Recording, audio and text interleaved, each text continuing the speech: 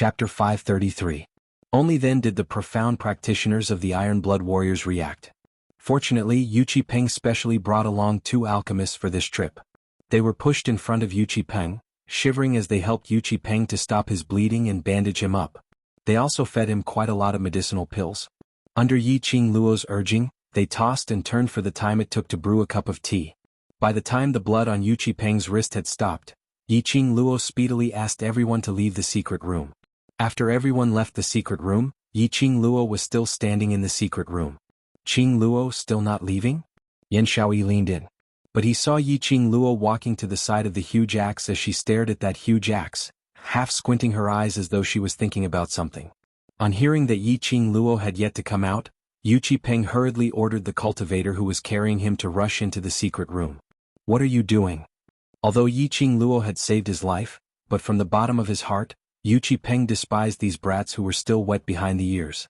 Moreover, he had always been suspicious of Yi Qing Luo.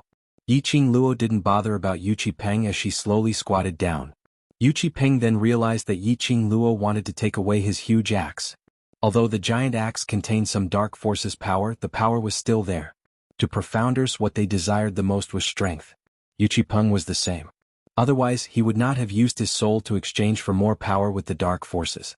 Seeing Yi Qing Luo's interest towards the huge axe, he thought of the huge axe's power. Fear was fear, but his thirst for power made him unwilling to truly give up on this giant axe. How could Yi Qing Luo not see through Yu Qipeng's vile thoughts? She sneered and moved her body away. "Are you sure you still want this broken axe?" Yu Qipeng's gaze stared straight at the huge axe. Immediately, his face was filled with shock and his entire body trembled. On that huge axe, there was still half of Yu Qipeng's arm. It did not loosen from the handle at all because it was cut off. His 5 fingers were still tightly gripping the handle of the giant axe. It should have been covered in blood because half of his arm had been cut off. However, there was no trace of blood on that hand. Furthermore, it was pale and shriveled as though it was only skin wrapped around a few bones. Yu Qipeng's scalp tingled as goosebumps appeared all over his body. If he had continued to hold on to that giant axe, it wouldn't just be that half of his hand that had turned into a dried corpse. At this moment, how would Yu Qipeng dare to have any thoughts towards that giant axe? Looking at Yu Qipeng's expression, Yi Qing Luo knew what he was thinking. She curled her lips in disdain, lowered her eyes again and reached for the giant axe. "Little girl, wait." Suddenly, an old voice came from behind. Soon after, she heard the sound of staggering footsteps approaching her step by step. Yi Qing Luo's hand, which had yet to touch the huge axe, suddenly paused. She turned her head and saw Holy Pirate crawl out from the corner. He walked toward her with strange and comical steps. The people standing at the entrance of the secret room were startled. None of them realized that there was someone else in this secret room. Holy shit! Who was this filthy, stinky old man? His skin color was completely obscured by the filth on his body. Dark forces? Holy Pirate didn't bother about the gazes on him as he walked directly to Yi Qing Luo's side and lifted his leg to kick the huge axe. Yi Qing Luo tilted her head. "You know?" Holy Pirate didn't say a word. On that pitch-black face, Yi Qing Luo couldn't tell what his current emotions were. Chapter 534. God Thief slowly squatted down. Although his action seemed stiff, but at least he squatted down. He stretched out his hand as he picked up the huge axe. When the huge axe was on the ground, other than feeling that the 5 withered fingers were a little strange, there wasn't anything else. But at this moment, the minute God Thief touched the huge axe, they saw a ball of black, the 5 fingers which were cut off from the long handle, charging directly towards God Thief's hand. The entire huge axe was instantly encircled by the black chi. God Thief. Yi Qing Luo frowned as she berated. The feather fan in her hands swiftly waved towards that black chi. "Wait a minute." God Thief's voice was gentle and calm. Yi Qing Luo's action stopped abruptly. Her brows creased as she looked at God Thief in puzzlement. But she saw God Thief's finger flicking lightly and that ball of black chi seemed to have touched something terrifying as it speedily escaped. God Thief stretched out his other hand as he casually waved it on the huge axe. That ball of black chi was instantly dispersed. That half of the hand which was holding the long handle suddenly burnt into black ashes. A huge axe reverted back to its normal look. But, no matter how ordinary this huge axe's outer appearance was, but the scene of it forming bloodlines on Yu Qipeng's body, sucking Yu Qipeng's blood and then being enveloped by the extreme yin qi was still deeply rooted in everyone's mind. "Keep it, we'll go back and research on it." God Thief passed the huge axe over to Yiqing Luo. Yiqing Luo was stunned as she immediately understood the reason why God Thief didn't allow her to touch the huge axe. After several rounds of understanding towards the dark force's energy, Yiqing Luo roughly knew that this gust of profound yin qi depended on something to survive, which was also the so-called host. Just like Yu Qi Peng in his courtyard, he would be attached to by the profound yin qi, but he couldn't leave the courtyard. And this huge axe was the same. The profound yin qi was attached to the huge axe, and if Yiqing Luo had directly touched the huge axe, the next host which the black qi would attach to would be her. Why was God Thief not afraid of this energy at all? Dealing with it, he still looked as though he could do it with ease. This wasn't the time to ask questions, so Yiqing Luo didn't ask any further. She received the huge axe and placed it into the profound phoenix ring, and with her back facing God Thief, she squatted down. Xiao Jin walked in. Qing Luo, let me carry him, you lead the way. Holy Pirate did not hesitate. He jumped onto Xiao Jin's back. Young and strong lads make people feel at ease. Little girl, if I let you carry me any longer, this old man's bones will be burned by your bones. Hearing God Thief's words, Yiqing Luo's lips twitched as she rolled her eyes and walked past the crowd as she walked to the front, preparing to lead the way. Suddenly, a sharp whistle rang throughout the entire Death God Castle. The whistle was sharp, ear-piercing, and deafening. Those with lower profound ranks immediately covered their ears and screamed in pain. Yiqing Luo's expression congealed. It's too late, the castle lord has taken action. Castle Master? Yu Qi Peng exclaimed. He had previously inquired about this mission and naturally understood the situation in Death God Castle. The Castle Lord of Death God Castle had always been a legend. Some even felt that the so-called Castle Lord totally didn't exist. The Castle Lord, in Yiqing Luo's words, was it really the Castle Lord of Death God Castle? Qing Luo, did you see Death God Castle's Castle Lord earlier? Yan Xiaoyi's brows creased slightly as she recalled the scene where Yiqing Luo passed the map to her and left alone. Are you all right? Chapter 535. Everyone was astonished. Especially the World Group's youngsters. When they heard Yiqing Luo's words, they instantly became anxious. After all, in their hearts, Yiqing Luo was the strongest among them. Yiqing Luo's invincibility was deeply ingrained in their hearts. He had totally forgotten that Yiqing Luo's profound grade was actually the lowest among the 20 over youngsters. Then what should we do? Xiao Jin turned around to look at the group of brothers behind him. In the Fort Master's territory, even if we wanted to leave secretly, I'm afraid it's impossible. Their whereabouts had been discovered. This also meant that as the Castle Master of Death God Castle, he could make use of the various formations or mechanisms in the castle to observe all of their actions. Yiqing Luo's fingers clenched tightly as her slender brows creased. Bring them along and follow the original route back. I'll attract them. No. No. This suggestion had just left Yiqing Luo's mouth when she was interrupted by Xiao Jin and Yan Xiaoyi at the same time. Yiqing Luo had already said that this castle lord was extremely dangerous.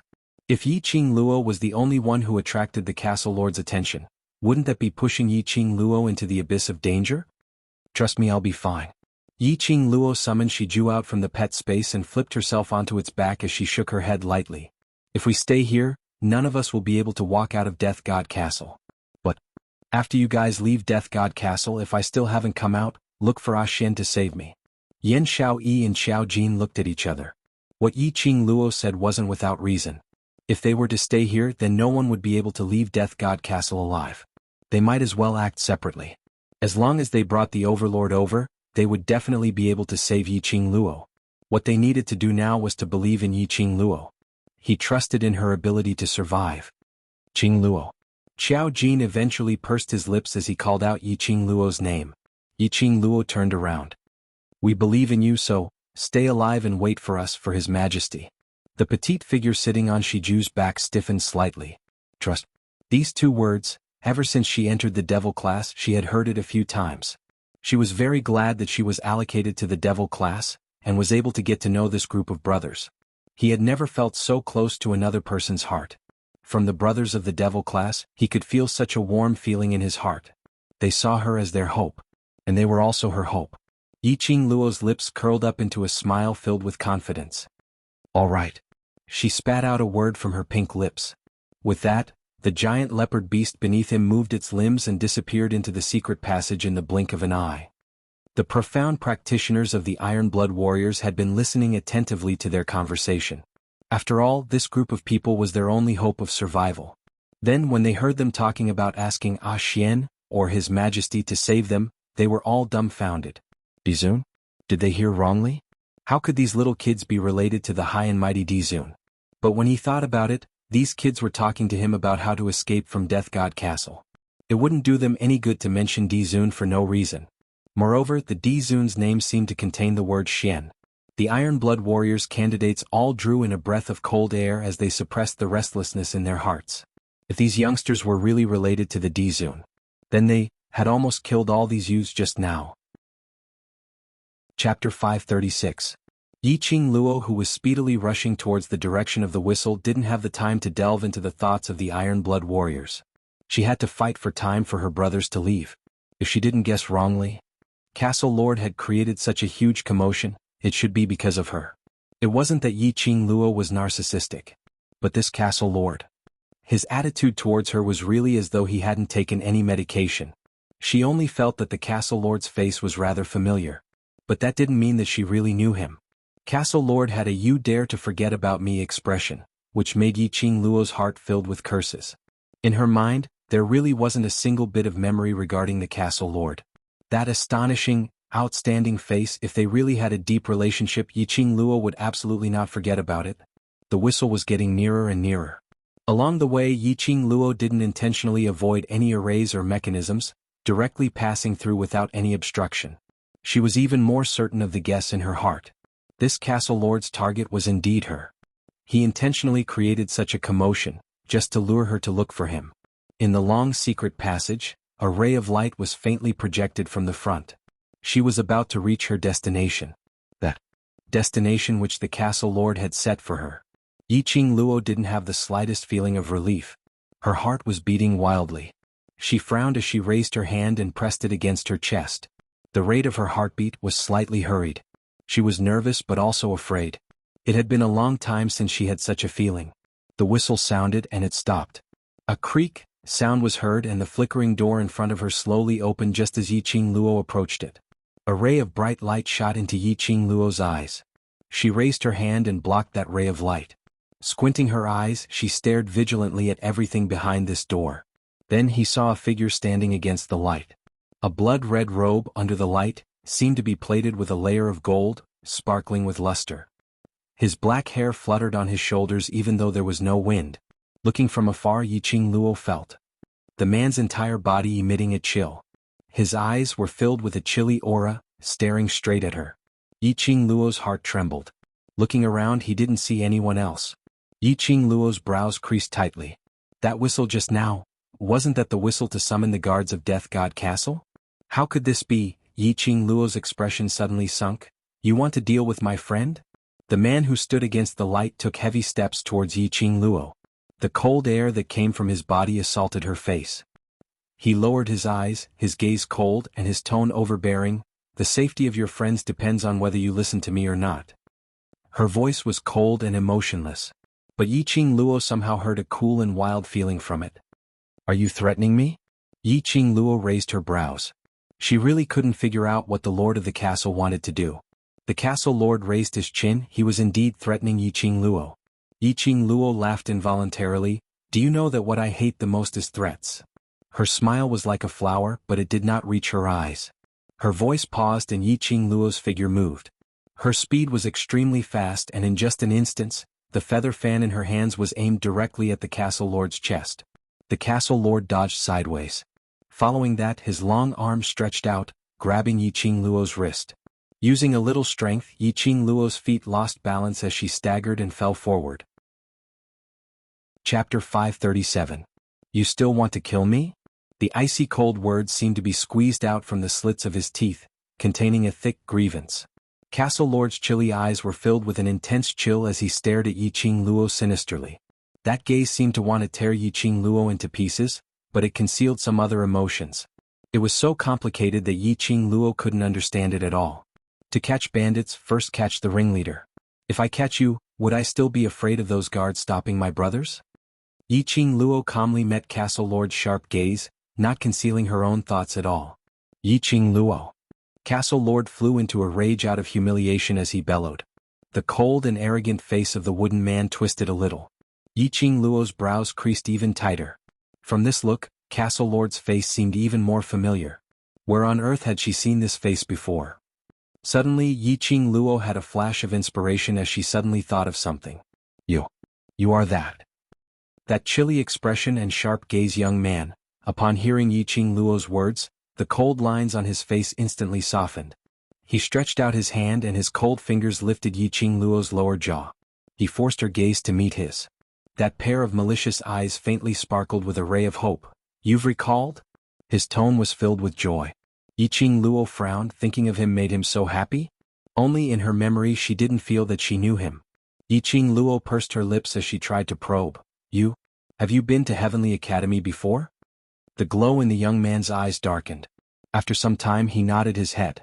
Then if I didn't remember wrongly, have we met at Heavenly Academy's novice training grounds? Yiqing Luo added another sentence to probe. At that time she was at the training grounds, following the instructor's instructions, training. She felt someone staring at her and casually glanced over. It seemed that this castle lord was among those few masters. She even used his face to compare with Dmo Xian. Only she didn't put that episode in her heart, so naturally she didn't remember that young man.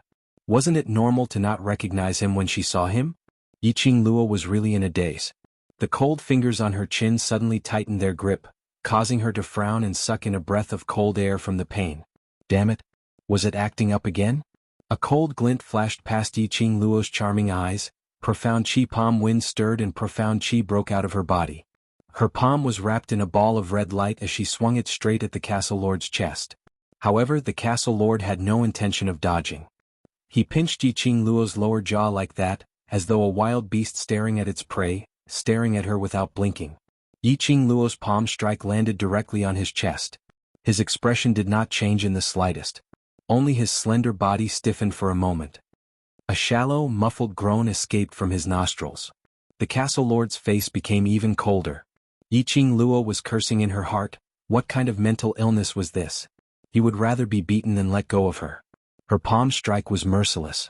If it was any other lower profound grade cultivator, their internal organs would be affected by this palm strike. But he didn't even change his expression. On the contrary, his fingers clenched even tighter. The piercing pain from her lower jaw made Yiqing Luo feel that her lower jaw bone was about to be crushed by him.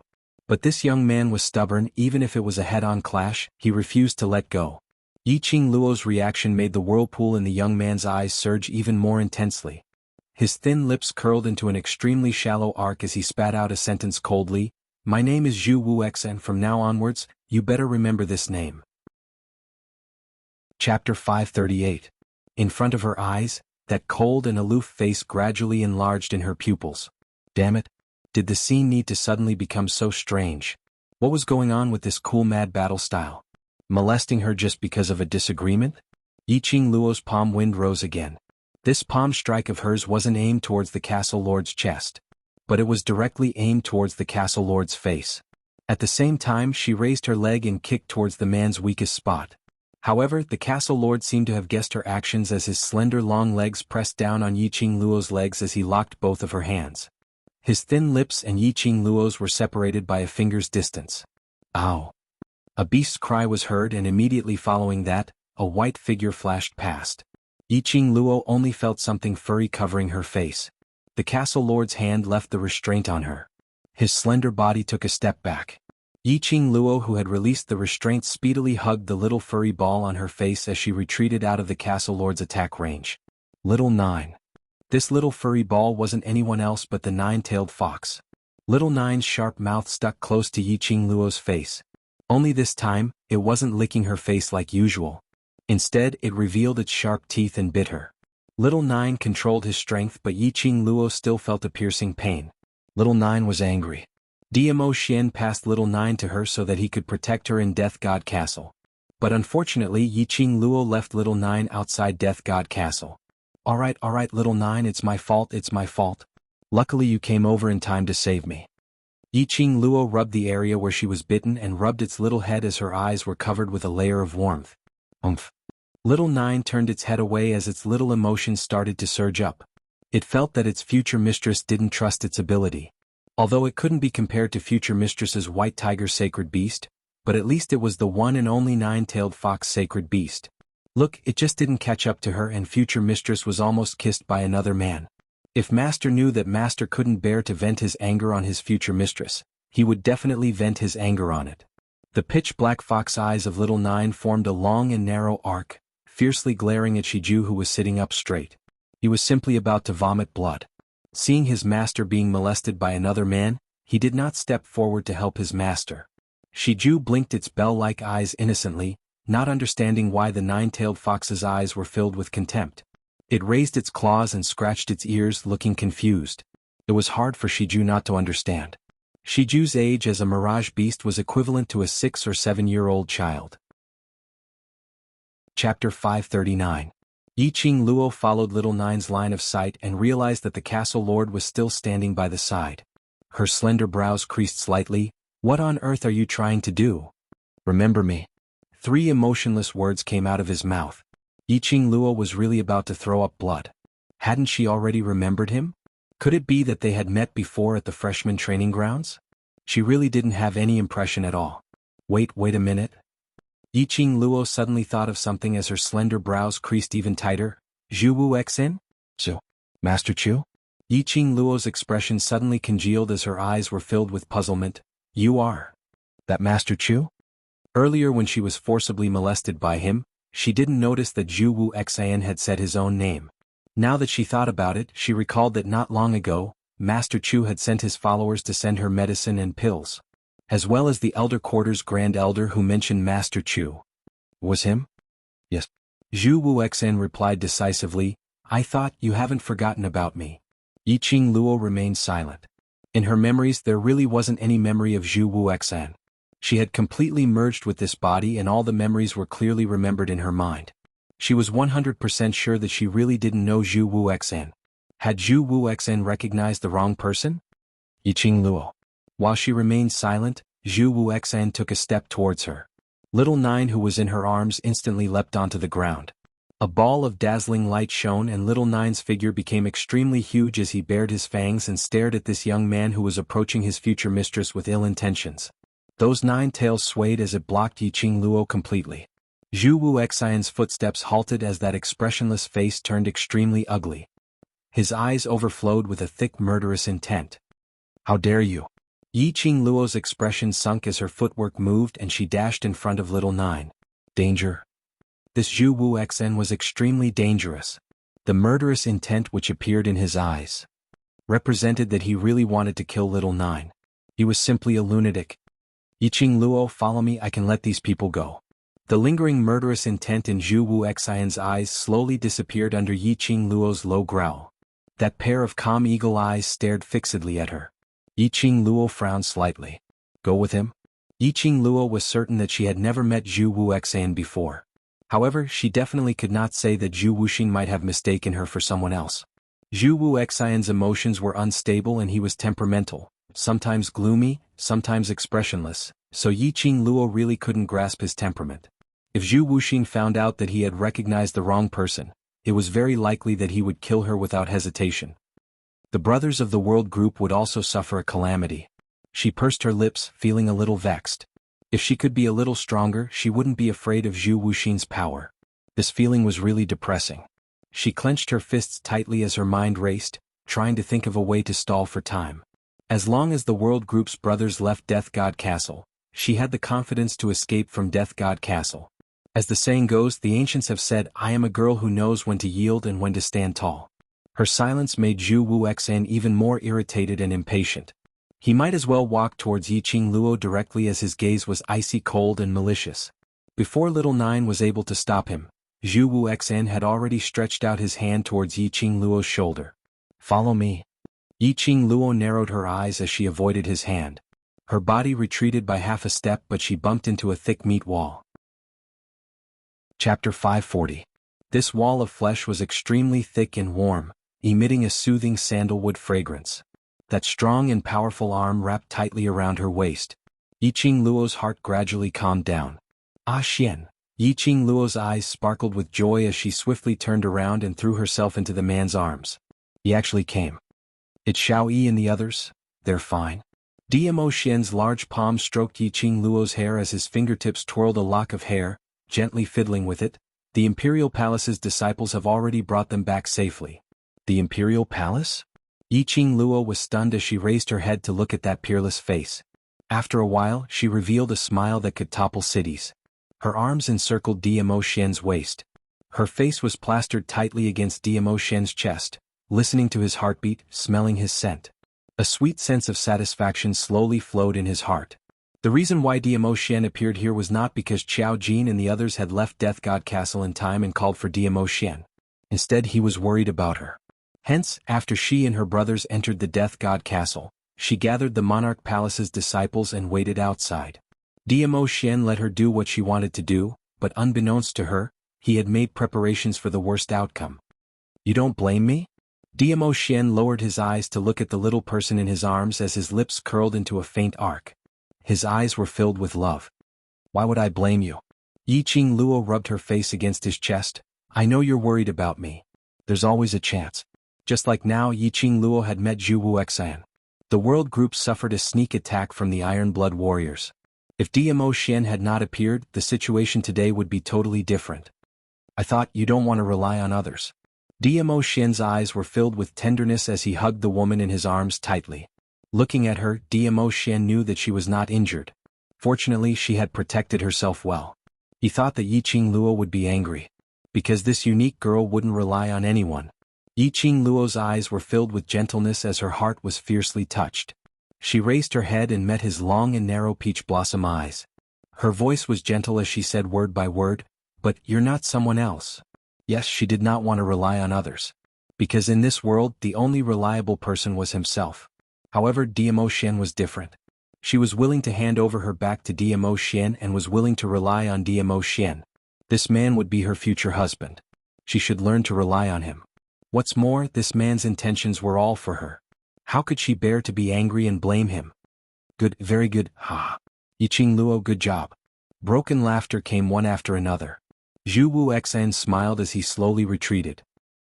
He pointed at Yiqing Luo and Dmo Xian, with an expression of a husband caught in the act, his eagle eyes filled with agony.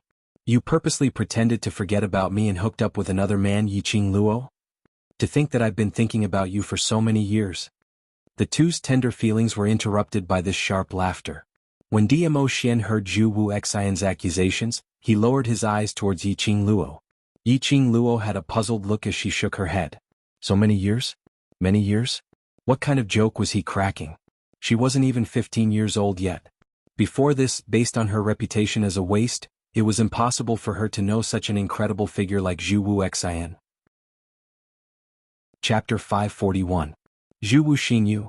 With Dmo Xian by her side, Yiqing Luo naturally had no worries. Just as he was about to tell her that Zhu Wuxin had mistaken him for someone else, he saw the youth in the red robe's sleeves flutter in the wind. A powerful burst of profound energy burst out of his body. Streams of profound energy turned into countless sharp blades. In an instant, the entire space was filled with cold light. Covering the sky and covering the earth, it shot towards Yiqing Luo and Dmo Xian's direction. Yiqing Luo's waist tightened as Dmo Xian grabbed her and swiftly retreated. Soon after, he lifted his sleeves and a powerful whirlwind instantly scattered those sharp blades. Boom, boom, boom, a deafening explosion sounded. Countless deep pits were blasted into the ground.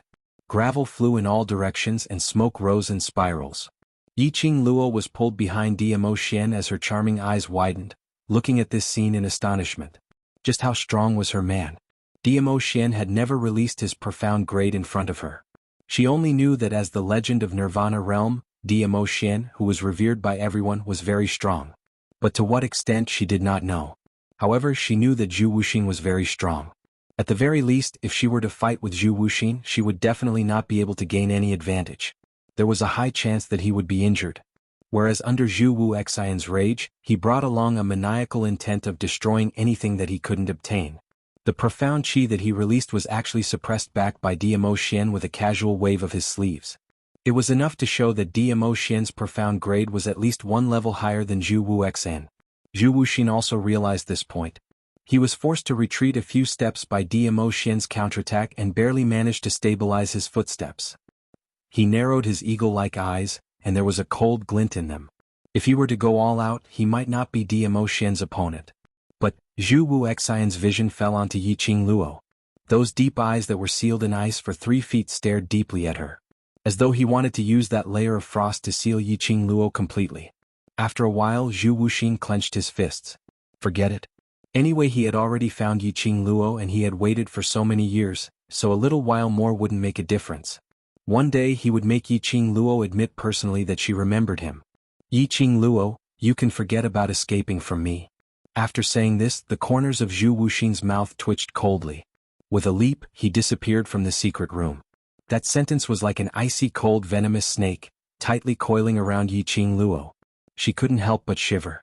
Touching her own arm, she inched closer to Dmo Xian's arms, her face turned slightly gloomy. He can't be serious, right? You and him? I've only seen him once. Yiqing Luo didn't hesitate to interrupt his words and immediately explained, only when we were at the Heavenly Academy's freshman training grounds, he was on the 2nd floor and I was on the 1st floor. We just took a casual glance and didn't even say a word. Dmo Xian lowered his head and gently caressed her face. I didn't suspect you. Yiqing Luo's gaze towards Zhu Wuxian was very unfamiliar. Especially when she heard Zhu Wuxing's expression as if she had caught her husband in the act, she was filled with helplessness and confusion. Dmo Xian naturally believed in Yiqing Luo's memory. If he had really met Zhu Wuxing and had a deep relationship with him, he would definitely remember him. It's good that you believe me. I also don't know why he's so certain that I'm the person he's looking for. Moreover, Zhu Wuxian had accurately called out her name. Her lower jaw was abruptly lifted up by Dmo Xian. Yiqing Luo's slender brows creased slightly. Her lower jaw was clasped by Zhu Wuxian earlier and it was still aching. Sensing Yiqing Luo's expression, Dmo Xian immediately released his hand. Chapter 542. I'm fine. Yiqing Luo closed his palm as her charming eyes were filled with smiles. Not painful. But I'm in pain. Dmo Xian's long arms suddenly exerted strength as he held her delicate body tightly. The man's head was buried in the crook of her neck. His eyelashes were very long and dense. As he shook, it was like a feather brushing past her skin, causing her to shiver slightly. Lil Luo, do you know my heart will ache? The man's deep voice was like a mellow whine as it seeped into her ears. The smile on Yiqing Luo's lips slowly congealed by the side of her lips. The expression on her face started to loosen. His words intoxicated her heart. When had there ever been such a person who would feel heartache for her pain? When had there ever been such a person who treated her like a treasure? How fortunate was she to meet a person who loved her so much? Yiqing Luo blinked as her curly long eyelashes were stained with some moisture. Her hands cupped Dmo Xian's face as she proactively offered her pink lips. That slightly moist eyelashes cast a circle of shadow on her eyelids. It accentuated that elegant and exquisite face, making one's heart flutter. Dmo Xian was stunned as he immediately regained his senses as his large palm locked onto the back of Yiqing Luo's head as he deepened the kiss. Only this kiss had just ignited. That tightly shut door was suddenly pushed open as a loud and clear voice rang. Castle Lord, it's bad. Death God Castle has suffered a heavy blow. After the guard rushed into the secret room, he discovered. Where was his Castle Lord's shadow in the secret room? Who was this pair of lovers who couldn't bear to part from each other as they kissed? They even arranged a date to Death God Castle? Their guts were just too big. Before the guard could blow the whistle on his chest, his body suddenly felt light as he was sent flying. Dmo Xian's face was steely green as his discontented eyes were dyed black as he stared coldly at that guard. That damned fellow. He actually dared to disturb him and Lil Luo's tenderness at such a crucial moment. He finally waited for Lil Luo to take the initiative. At this moment, Dmo Xian even had the intention to kill that guard. Death God Castle was overwhelmed by the appearance of the Arch Palace's disciples. Yan Xiaoyi and the rest took advantage of the chaos and successfully left Death God Castle with the help of the Imperial Palace disciples. This battle lasted for an entire 6 hours before it finally came to a stop. Whereas 6 hours later, Yiqing Luo and the others had already returned to the mansion. And in these 6 hours, the news regarding Death God Castle had already spread through the streets and alleys. It was said that Death God Castle suffered heavy casualties in this battle. However, the Emperor Palace's disciples didn't enter the Death God Castle to steal anything. After the fight, the Emperor Palace's disciples waved their sleeves and left. It was completely as though the Emperor Palace was purposely finding fault with the Death God Castle. Sitting in the main hall, Yiqing Luo couldn't help but laughed out loud when she heard the news that Xiao Jin had inquired about. Death God Castle was famous for its internal mechanisms and arrays. Those guards might have been considered experts in the past. However, 10 years ago, Saint Thief had fallen in Death God Castle. Hence, very few people would attempt to barge into Death God Castle. This kind of peaceful days had long steadied those guards' temperaments. Moreover, that day Zhu Wuxia wasn't present in Death God Castle, so the guards' morale was low. Naturally, they couldn't win against the brave Emperor Palace's disciples.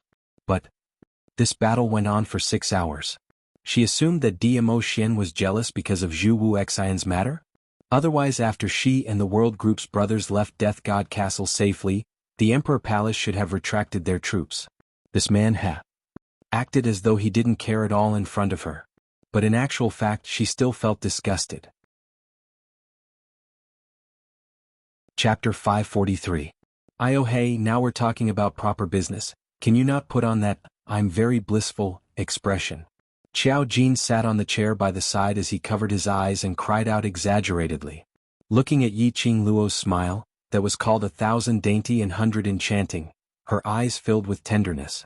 It was simply blinding, his titanium alloy dog eyes all right. The few brothers beside him all laughed out secretly. Yiqing Luo regained her senses, and on seeing her brother's mischievous smiles, her cheeks blushed red instantly. She then turned her head to look at Dmo Xian, who had already changed his appearance. That pair of peach blossom eyes were filled with smiles. Yiqing Luo flew into a rage out of embarrassment as she bit her lips angrily and stared fiercely at him, immediately putting on a solemn expression. "Let's talk about proper business, let's talk about proper business." Everyone in the main hall immediately laughed out loudly. Xiao Jin was especially exaggerated as he stood up and laughed out loud. Usually he was used to seeing Yiqing Luo's straightforward side and occasionally seeing her revealing this coquettish look because of Dmo Xian. He couldn't bear it. Everyone laughed out loud while Long Yunzhan, who was sitting beside Xiao Jin, was still expressionless as he stared coldly at Yuqi Peng, who was sitting opposite him. This was the mansion where the World Group gathered. Because of this, Xiao Jin only allowed Yuqi Peng's 2 trusted aides and that Duke Jing to accompany Yuqi Peng into the mansion. In the entire main hall there were 60 over people. Only Yuqi Peng, there were only 4 of them. Yuqi Peng was filled with apprehension as he was so nervous that his entire body's muscles were taut. The area where his right hand was severed was also twitching in pain because of the taut muscles. No matter how arrogant Duke Jing was usually, he wasn't an idiot. Now that he was in someone else's territory and the surrounding people all looked not to be trifled with. Especially when he saw that Yiqing Luo, who totally disregarded his identity at the Mercenary Association that day, he didn't say a single word. He had been listening to these youngsters talking about their own matters. When Duke Jing heard Yiqing Luo laughing, his gaze subconsciously turned towards Yiqing Luo.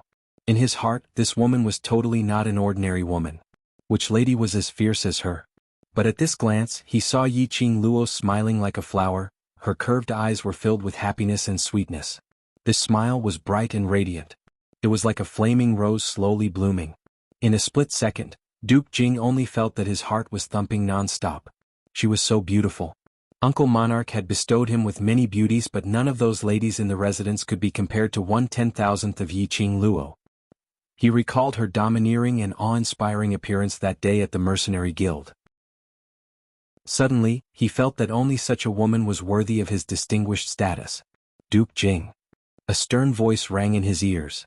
Duke Jing suddenly raised his head and saw a pair of icy cold eyes. His eyes were different from ordinary people.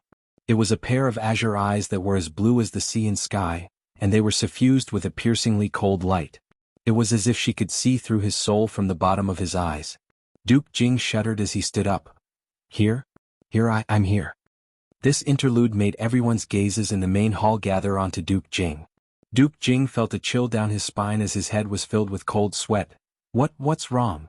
He spoke, his voice trembling. The World Group's group leader's gaze was simply too icy cold. As though he had seen through his thoughts towards Yiqing Luo. Duke Jing hated this feeling. Chapter 544. Eldest young Master Yuqi said that he would make a deal with the dark forces, and you're the one who introduced him. Yiqing Luo casted a glance at him as she spoke out calmly. Dark forces? When Duke Jing heard that, his expression instantly turned flustered as he subconsciously turned around and wanted to leave. The youngsters who were standing at the entrance all stood up one by one, forming a meat wall.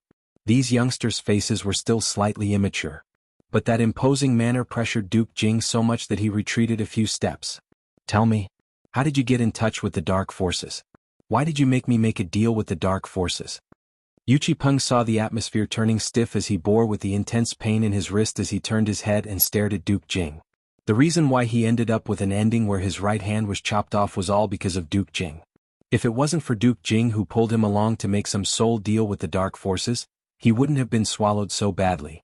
If it wasn't for the fact that he met Yiqing Luo by now, he would have turned into a dried corpse. A dried corpse which had been swallowed by the dark forces.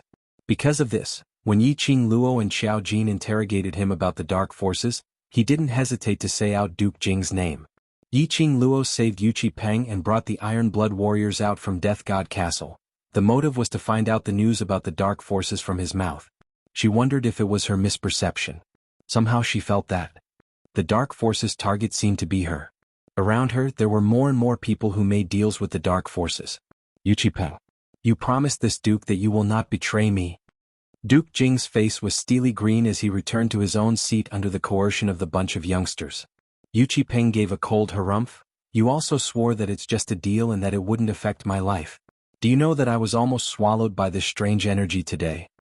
No, impossible. Duke Jing's eyes widened. That's something which can borrow your energy, how could it be swallowed? His words paused as he lowered his head to look at Yuchi Peng's bandaged-up hand which was obviously chopped off. His body started to tremble uncontrollably. No wonder. Those cultivators who came back alive from Death God Castle carried him on their shoulders, all the way to this huge mansion. On the way, he also heard about the matter of Yuchi Peng's hand being chopped off. Those profound practitioners spoke very vaguely. Duke Jing roughly understood that it was Yuchi Peng's huge axe which was attached by the black qi and almost swallowed Yuchi Peng. Whereas Yiqing Luo used her fan to chop off Yuchi Peng's hand before she managed to escape from that huge axe's devouring. Then Duke Jing, how did you get in touch with the dark forces and how did you make the deal with them? Looking at Duke Jing's expression, Yiqing Luo knew that he understood what had happened as her lips curled into a smile which didn't look like a smile. This smile was different from the radiant smile just now. Duke Jing's entire body turned icy cold as he felt goosebumps all over as his heart was filled with fear. When he raised his eyes to look at Yiqing Luo, her half-squinted eyes reflected a sharp glint, as though it had pierced into his chest. Duke Jing's but fell onto the chair. This king also doesn't know. Yiqing Luo raised her brows as her smile gradually turned cold. This king really doesn't know. This king has never made a deal with the dark forces before. Duke Jing hugged his head as he shook his head furiously. This king? This king only heard that the dark forces' energy can raise one's power. As long as you give enough souls, the dark forces will help you to fulfill all your wishes. Chapter 545. As the old general's son, Duke Jing was later brought back to the palace by the monarch and was pampered endlessly. Although under the doting of the monarch, this general's son had become completely useless. But the bloodline of a general was still the bloodline of a general. Duke Jing assumed that since he was the general's son, he should have the same lofty sentiments as his father. Especially after hearing the evaluation of him from the people outside the palace when he was visiting women. Duke Jing wanted to make a name for himself even more, to prove that he wasn't a mediocre person, to fiercely slap those people's faces. It was also at this time that he met Yuchi Peng. After getting to know Yuchi Peng, he was infected by Yuchi Peng's lofty sentiments and persistence towards his dreams. He wholeheartedly treated Yuchi Peng as his own brother. Yuchi Peng also chatted happily with him. He thought that Yuchi Peng was talented, brave and intelligent. Even if he did not have the title of prince, he would still be able to become an overlord. The two of them hit it off immediately. He wanted to form a mercenary group together. Yuchi Peng was the leader and was in charge of everything on the surface. Whereas Duke Jing was in charge of the mercenary group's internal affairs, which was to be a money tree. Seeing the Iron Blood warriors getting stronger and stronger, Duke Jing seemed to be able to see himself standing at the highest level of the mercenary group, with a wave of his arm and tens of thousands of people responding to him. The hot blood in his heart was ignited by Yuchi Peng. He kept urging Yuchi Peng to establish a mercenary guild. But Yuchi Peng always used the reason that the current strength of the mercenary group was not strong enough and they were unable to upgrade the mercenary group in the shortest time possible to reject him. He watched as the predators grew stronger and stronger. There were already 5,000 of them, and they had taken over the market that the mercenary union had to pass through, becoming the local tyrant. Duke Jing was delighted with himself. Just as Duke Jing was anxious to establish a mercenary group to flaunt his ability to Uncle Monarch, Yu Qipeng finally nodded his head and agreed to head to the Mercenary Association to register the mercenary group. However, Yu Qipeng made a request. Yu Qipeng hoped to use Duke Jing's name to gather some earth-profound and above cultivators with extremely fast speed, and to recruit a large number of thieves. He said it was for the development of the mercenary group. Duke Jing had always listened to whatever Yu Qipeng said. When he heard that it was for the sake of the mercenary group, he didn't think too much about it. Without saying a word to Uncle June, he set up a table at the entrance of the mansion and gathered the thieves and cultivators. It was at this moment that the dark forces came looking for them. It was a man wearing a black cloak from head to toe. The figure was stooped and the voice was hoarse and ear-piercing. It was impossible to tell the gender of the black-cloaked man. The black-cloaked man directly invited Duke Jing, wanting to discuss a deal with him. The black-cloaked man told him that the reason why Yu Qipeng was looking for bandits was to enter Death God Castle and complete a mercenary group mission. If he was willing to use his soul as a trade, the black-cloaked man would give them enough power to complete the task and raise their profound rank. Yu Qipeng immediately nodded in agreement. He had always been bold and arrogant, thinking that with Uncle June around, the entire West Continent would have to give him face. Naturally, he didn't think that someone would lie to him. He was willing to use his soul as a trade to increase his strength and complete the mercenary group's first mission. Unexpectedly, the black-cloaked man rejected the deal on the grounds that his soul was too weak. Hence, Duke Jing brought Yu Qipeng over. As the eldest young master of an aristocratic family, Yu Qipeng had been nurtured as the future patriarch of the Yuqi family since he was young, so his soul power wasn't low. The strong all thirsted for power. Chapter 546. What? When Yu Qipeng heard that, he stood up in shock. As he was overly agitated, the chair beside his legs was overturned onto the ground. A deathly aura appeared on his pale face. After some time he suddenly laughed out loudly. He laughed until his entire body was twitching as he stared at Duke Jing's eyes, but it was filled with sorrow and emptiness. Yi Qing Luo frowned slightly but didn't interrupt Yu Qipeng's crazy laughter. Until Yu Qipeng couldn't catch his breath from laughing so hard as he couldn't stop coughing. He coughed as his legs were unstable as he fell onto the ground. He didn't get up as he just laid on the ground with his four limbs spread out. Yi Qing Luo poured a cup of tea as she slowly got up and walked to his side, passing the water to him. Yu Qipeng, who was lying on the ground, didn't bother about the cup in front of him. His gaze was still empty as his lips curled into a smile. Do you know, the one who told me that the Mercenary Association would issue this high-grade rare mission that day, was someone from the Dark Forces. When he said that, the entire hall fell into a dead silence. The cup in Yi Qing Luo's hand shook as she frowned and speedily placed the cup aside as she grabbed Yu Qipeng's collar. What did you say? Black-cloaked man, stooped figure, ear-piercing voice, unable to differentiate gender. Word by word, he repeated what Duke Jing had said earlier. Following that, his pale lips trembled.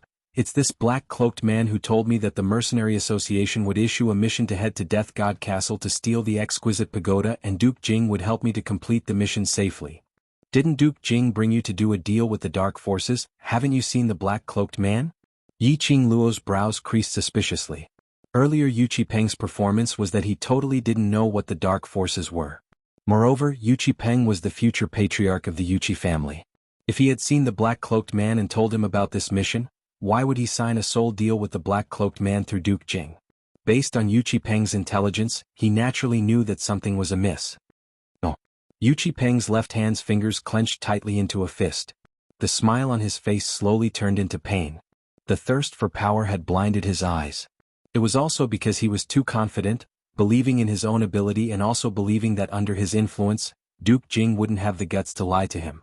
He had never seen the so-called Dark Force emissary. Everything was done through Duke Jing. Everyone fell silent. Yu Qipeng was directly brought over from Death God Castle. After that, he asked the Iron Blood warriors to bring Duke Jing to exchange for Yu Qipeng. The two of them had no chance to collude in advance.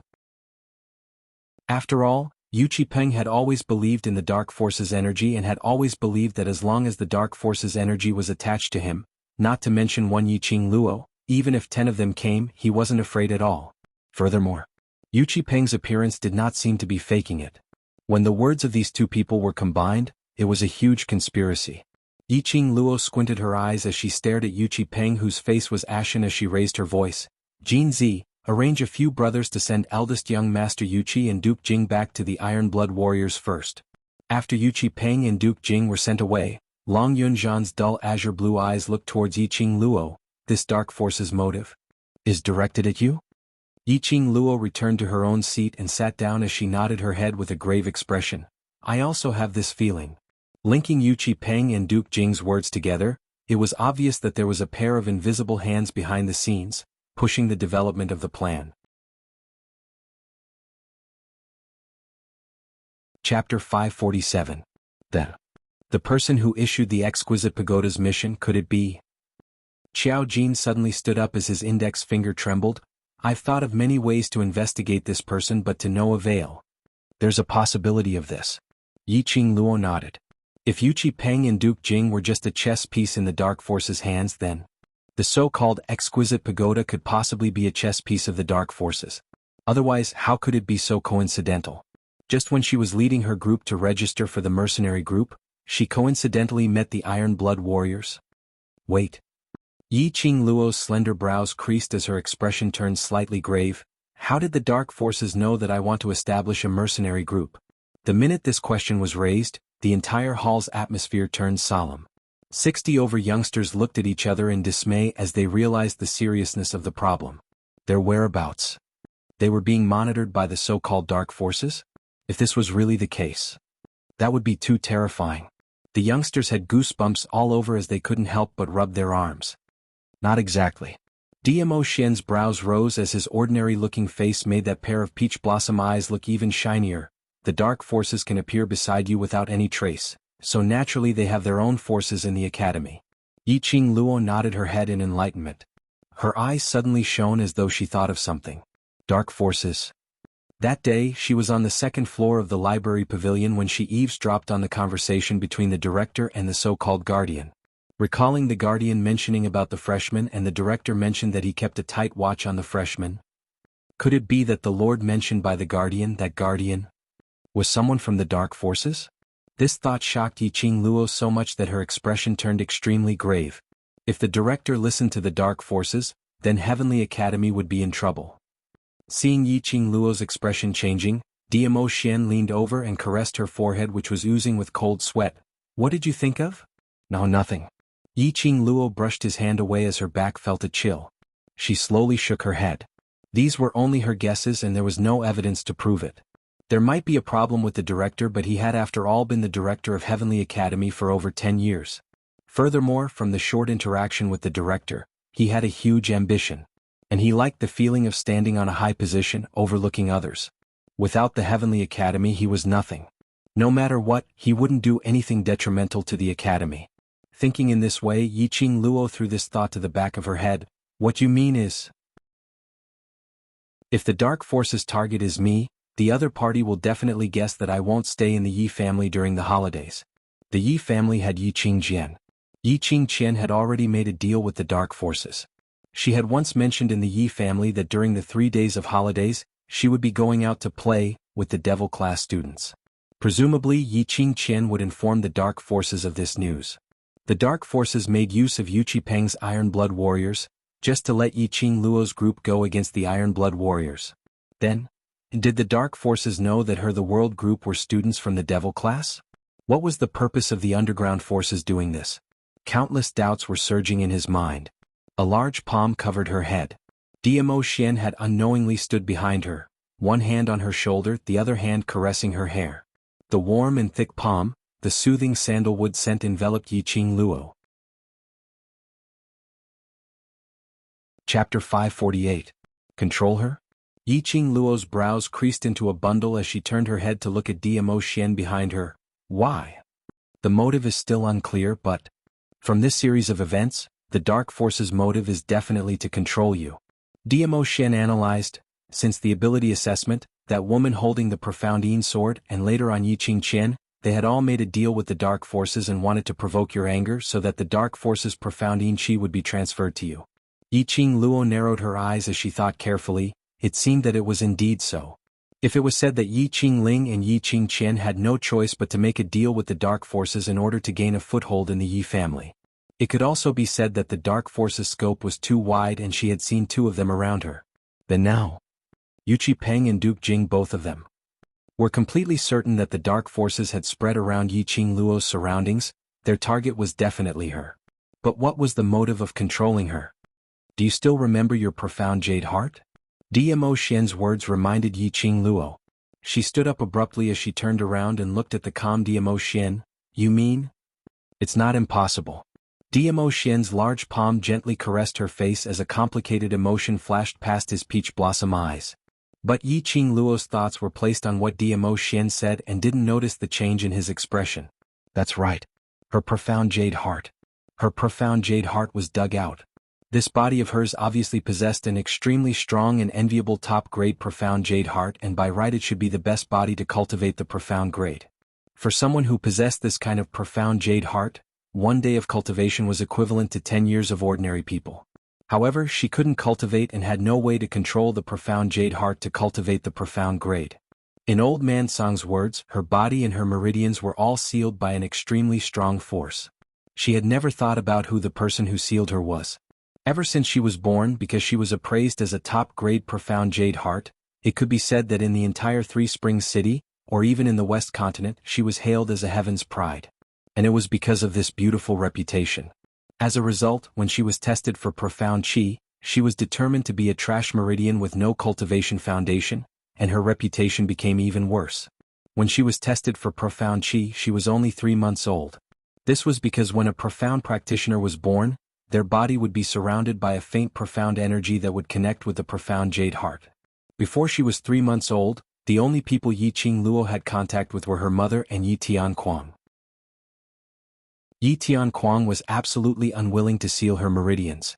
After all, to Yi Tianquang, there was no one more important than the status of the Three Springs sect. If Yi Qingluo was a cultivation genius, he couldn't wait to announce it to the world. Then the only possibility was his mother. Did Nyangqin seal her veins after she was born? What? Towards her mother, Yi Qingluo didn't have many memories. Her mother died when she was 5 years old.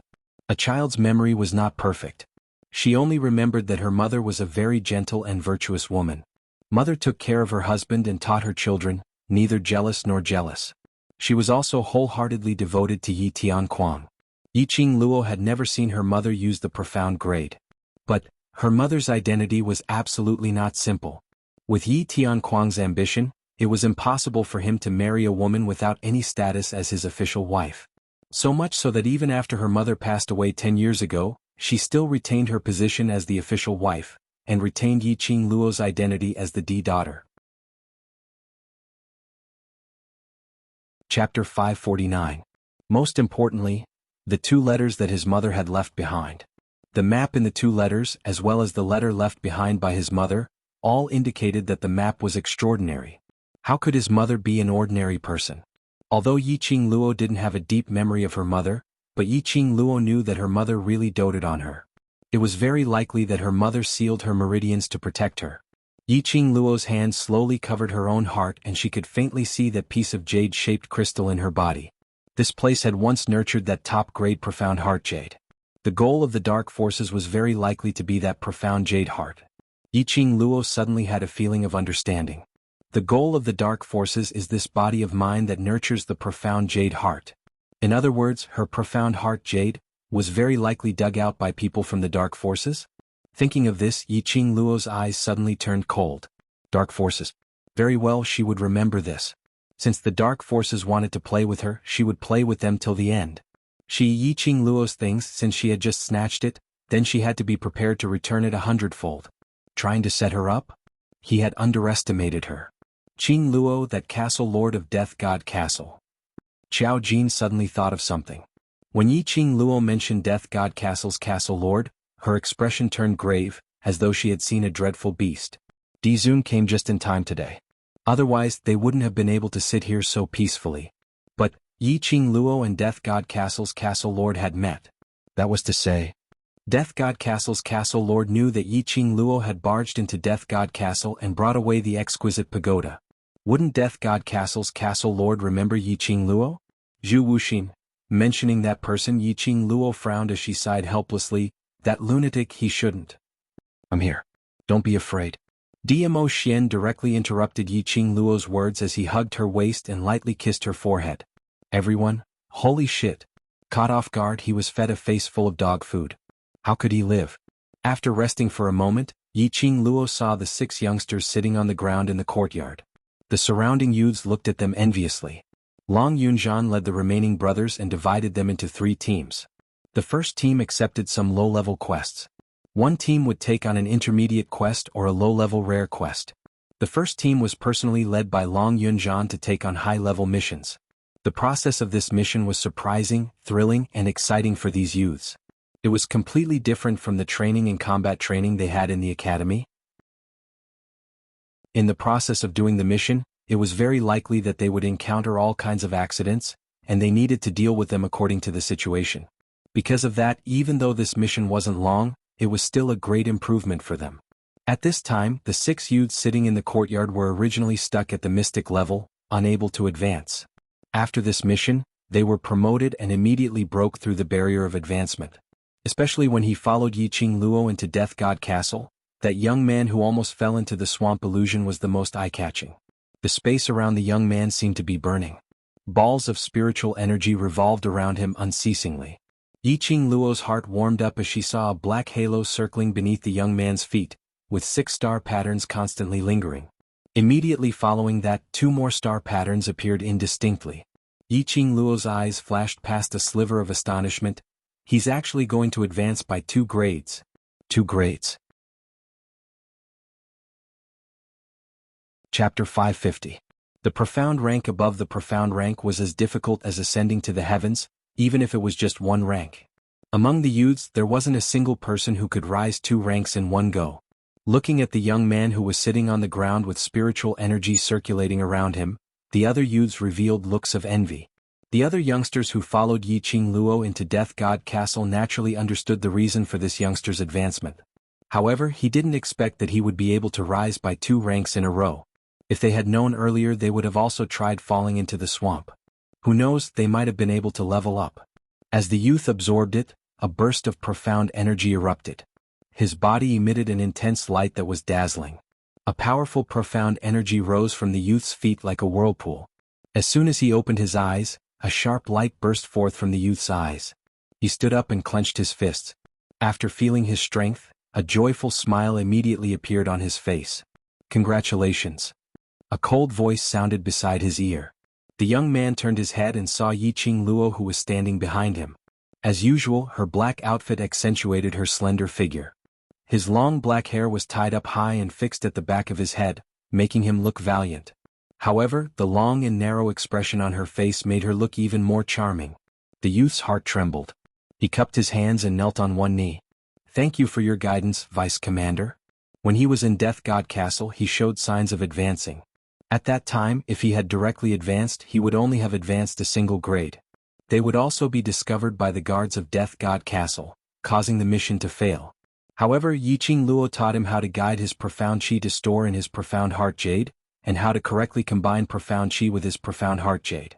The profound energy that had always been stored within the profound jade heart had been under a high degree of tension for a long period of time.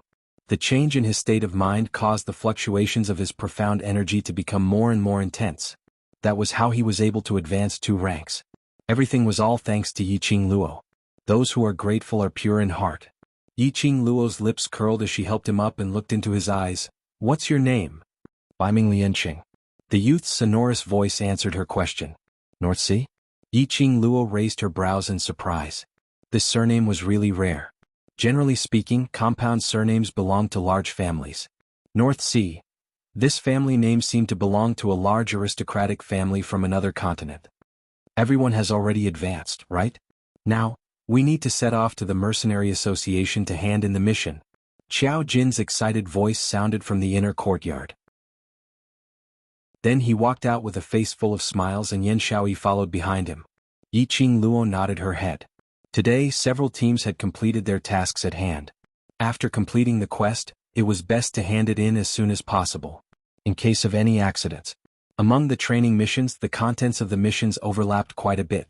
For example, for a low-level training mission, Mission A would require a certain medicinal herb from a certain place, while Mission B would also require a certain medicinal herb from a certain place. Because of this, mercenary groups would often fight over the items they needed for their missions. Yan Xiaoyi had already calculated, other than Yiqing Luo's high-grade rare mission, the other 3 small teams had completed 7 low-grade missions, 3 intermediate-grade missions and 1 high-grade mission. In total, there should be about 20 to 30 points of mercenary group honor points. Coupled with the high-grade rare mission reward in Yiqing Luo's hands, they could directly upgrade to a bronze plate mercenary group. Chapter 551. Immediately Yiqing Luo, Long Yunzhan and the others headed towards the Mercenary Association to submit their mission. Today the youngsters were all exhausted after a long day, so Yiqing Luo asked them to have a good rest as there was an even more important training waiting for them tomorrow.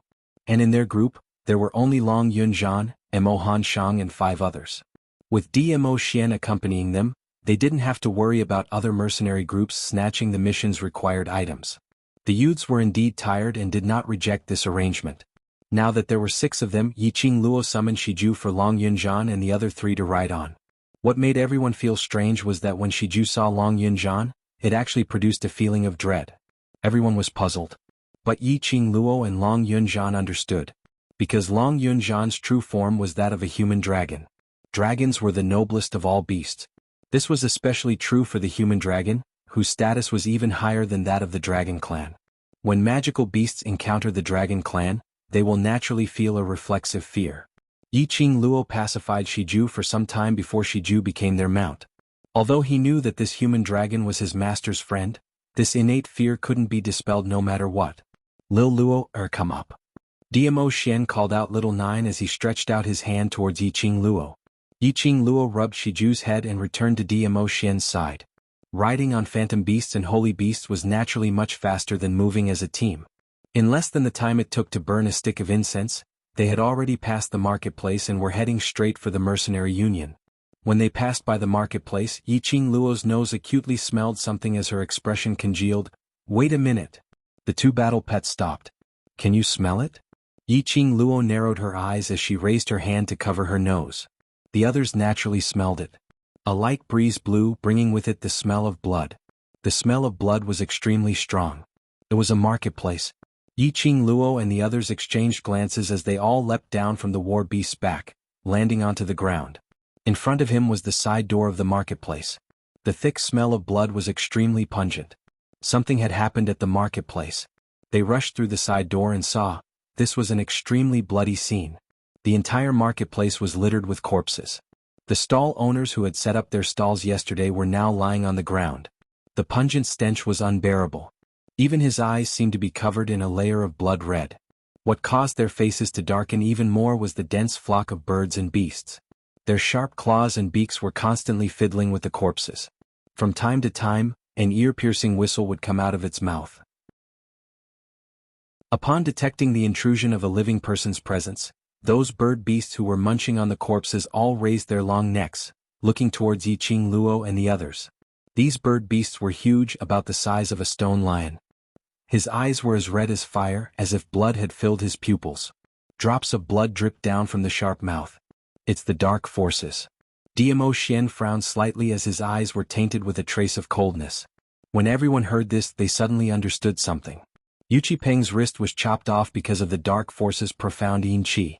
He was the future patriarch of the Yuqi family. Severing his right hand was equivalent to severing half of the Yuqi family's empire. In order to nurture Yuqi Peng, how much time, manpower and resources had the Yuqi family spent? But in the end it turned out to be like this. Chapter 552. How would the Yuqi family take this lying down? The source of all these was the dark forces. Towards this powerhouse, most of them had only heard of it but had never seen it before. But after Yuqi Peng's incident, it would definitely attract the attention of the other large families. If the dark forces wanted to use their strength as bait to sign the soul contract with the cultivators, then the number of people who fell for it would absolutely not be as many as now. Yesterday they went to the marketplace and came into contact with the Iron Blood warriors and these stall owners. So the dark forces people massacred the marketplace. They wanted to shift all the blame onto Yiqing Luo's team. massacring everyone who had come into contact with them. Even if the Yuchi family came to investigate, the dark forces had nothing to fear. Dark forces? Who could testify? It was just Yuchi Peng casually saying it. Moreover, Yuchi Peng's hand was obviously chopped off by Yiqing Luo.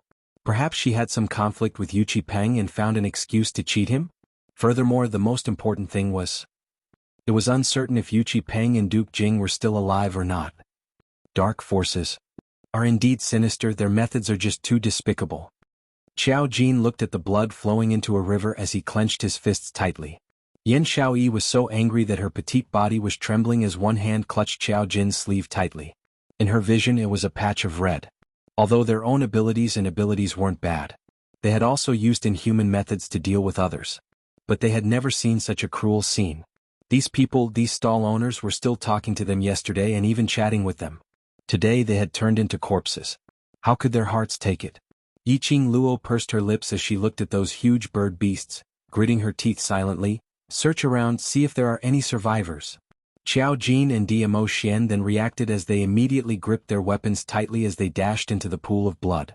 Yiqing Luo and Diamo Xian exchanged glances as they walked towards those bird beasts. The bird beasts gave out sharp cries, and following that, all of them flapped their wings as they flew towards Yiqing Luo and the others' direction in unison. Their wings were huge, and every time they flapped, it would set off a strong airflow. It opened its mouth, revealing its razor-sharp teeth. Their blood-red eyes were filled with a bloodthirsty aura. They screamed as if they had seen their prey and were extremely excited. Yiqing Luo's expression was gloomy and cold as her feather fan stirred up a whirlwind, shooting out several strands of silver silk, directly towards the bird beasts in front. Diamo Xian stood by the side and didn't make a move, but followed closely behind Yiqing Luo. It was within the range that could protect her, but it wouldn't affect Yiqing Luo's performance. He would not obstruct Yiqing Luo's growth. He also believed in Yiqing Luo's ability. Towards this level of bird beast, Yiqing Luo was more than enough. Moreover, this was also an opportunity for actual combat training. Occasionally, some fearless birds and beasts would attack him. Diamo Xian's long and narrow eyelids flickered slightly and a sharp glint flashed past his eyes. The bird beast was actually torn into two halves. These birds were at least high-level magical beasts and had their own consciousness. After realizing that Diamo Xian wasn't someone to be trifled with, he didn't dare to attack him anymore. Instead, they opened their mouths and bit the other 5 people one by one. Yiqing Luo's fingers held onto the feather fan as her footwork was strange and fast, wandering among those bird beasts. The feather fan in her hands could be used as a long-distance attack weapon, as well as close combat. The speed of killing these bird beasts was both fast and accurate. Chapter 553. Qiao Jin and the others were filled with rage because of these people's violent deaths, and towards these bird beasts, they totally didn't show any mercy. Their killing was called ruthless and merciless. In a split second, the entire marketplace's ground was covered with the blood of those huge bird beasts. The birds and beasts let out shrill screams, and the hundreds of birds and beasts were instantly reduced to only 20. These bird beasts' blood-colored eyes turned even more sinister and bloodthirsty. Flapping their huge wings, they swept up layers of wind and waves as they flew up into the sky. They raised their long necks as their mouths kept giving out that series of cries. They're summoning their companions. Yiqing Luo's expression was cold. These bird beasts were all in the intermediate and advanced grades and had their own consciousness. Beasts were extremely sensitive towards danger. Just like when they saw Diamo Xian, they knew that this person was dangerous, so they didn't dare to attack him. After they realized that Yiqing Luo and the others were in danger, they should have left in groups. But unfortunately, these bird beasts actually summoned their own companions, in a vain attempt to continue contending against them. Was this because of the bird beasts' pride, or before they completed their mission they didn't dare to leave easily? Just a moment later, the marketplace's sky turned pitch black. Densely packed bird beasts were hovering in the sky. The fishy stench from their flapping wings merged with the entire marketplace's blood stench, making one feel nauseous. Looks like these bird beasts are going to massacre the entire marketplace before they leave. Qiao Jin stared at the bird beasts in the sky as he clenched the gold coin darts in his hands tightly. The densely packed bird beasts, as compared to what they saw previously, had doubled in number. Previously the bird beasts were all on land fighting with them. But now these bird beasts were hovering in the sky and didn't charge down to make a move on them. But that series of sharp cries seemed to be urging them, which really made them terrified. Xiao Yi, you and Shiju search around to see if there's anyone alive. Yiqing Luo narrowed her eyes as a cold glint flashed past. These bird beasts were actually so intelligent. They knew how to make use of their numbers and cries to break the opponent's mentality. In their hearts, after the fear towards them was born, then they would break them one by one. This kind of intelligence. It didn't seem like a bird beast at all. Yiqing Luo kept the deep thoughts in her eyes as her eyes flashed. Pay attention, these bird beasts might suddenly attack. Shiju and Yan Xiaoyi carefully walked towards the pile of corpses. Yiqing Luo's lips curled into a cold smile. Kill. Were these birds trying to play psychological warfare with her? That would depend on whether she would allow it or not.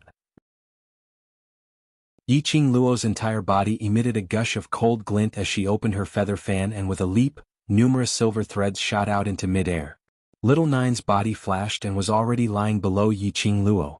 By the time Yiqing Luo was seated properly, its four limbs moved and it dashed towards the densely packed flock of birds and beasts. Each of the silver threads was sharp. Another stream of mystical energy flowed, and as it swept towards the herd of beasts, the coarse birds and beasts were sliced into two halves. The rest of the people on the ground also moved quickly. Using the surrounding walls as a springboard, he leaped into the air. Every time it jumped, it could kill several birds and beasts. The cries of the birds and beasts became even more shrill and shrill. Fresh blood, the stench of blood, splashed onto Yiqing Luo's face and her clothes. It added a bloodthirsty flirtatious charm to that gorgeous face of hers. Chapter 554. The feather fan in Yiqing Luo's hands waved even faster as her footwork gradually increased. She continued to kill the bird beasts in front of her as she guided her profound jade heart's profound chi towards the direction which she controlled. That wave after wave of profound chi surged out from her body. Emo Han Shang stood on the wall as his action of killing the bird beasts halted. Growing up in the mercenary association since young, he had seen too many people. Emo Han Shang had developed an ability to recognize people. From the first time he met Yiqing Luo, he knew that this beautiful lady who didn't seem to have any profound chi, like an ordinary person, was absolutely not as simple as she looked on the surface. Her body carried a gust of righteous chi, and she had the craftiness and quick-wittedness of a devil from hell. This kind of complicated temperament on Yiqing Luo's body was so harmonious. In Death God Castle, he saw Yiqing Luo's quick-wittedness and ability. But at this moment, seeing Yiqing Luo's moves, he was completely subdued by her. It was a strange, ghost-like footwork. Clean and efficient actions. When he saw fresh blood, a flash of excitement and bloodthirst flashed past her eyes. This kind of her, as compared to the usual her, was very different. But this kind of her was so mesmerizing, making one fall for her. Han Shang. A chilly tender rebuke was heard, and immediately a red ray shot towards him. That was Yiqing Luo's glower flame fan. That fan spun at an extremely fast speed, directly brushing past Emo Han Shang's cheek. He heard a miserable shriek behind him and immediately felt a stench of blood coming from his back. That feather fan split that bird beast which was sneaking an attack on Emo Han Shang into two halves, and immediately it returned to Yiqing Luo's hand. Han Shang, this is a chance for you to learn from experience. Yiqing Luo's gaze was calm as she looked at him. Only through continuous battles to absorb experience from battles will you be able to comprehend. Emo Han Shang was stunned as he clenched the long sword in his hand tightly. In battle, the most taboo is to be absent-minded. If there's a next time, I will not lend a helping hand. After Yiqing Luo finished this sentence, she dashed into the crowd of bird beasts once again. This wasn't a good habit.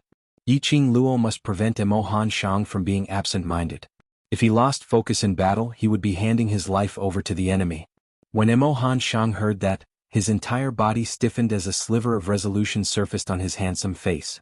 He didn't care if Yiqing Luo could see it or not as he nodded his head hard towards her direction. Following that, he clenched the long sword in his hand tightly as he dashed into the crowd of bird beasts once again. The four of them were fighting at the front line while Mo Xian stood amidst the corpses strewn all over the ground. His gaze was fixated on Yiqing Luo without blinking. He watched as she dealt with the birds and beasts cleanly and swiftly. Her figure as she moved between the birds and beasts was so graceful and agile. His eyes were gradually filled with smiles.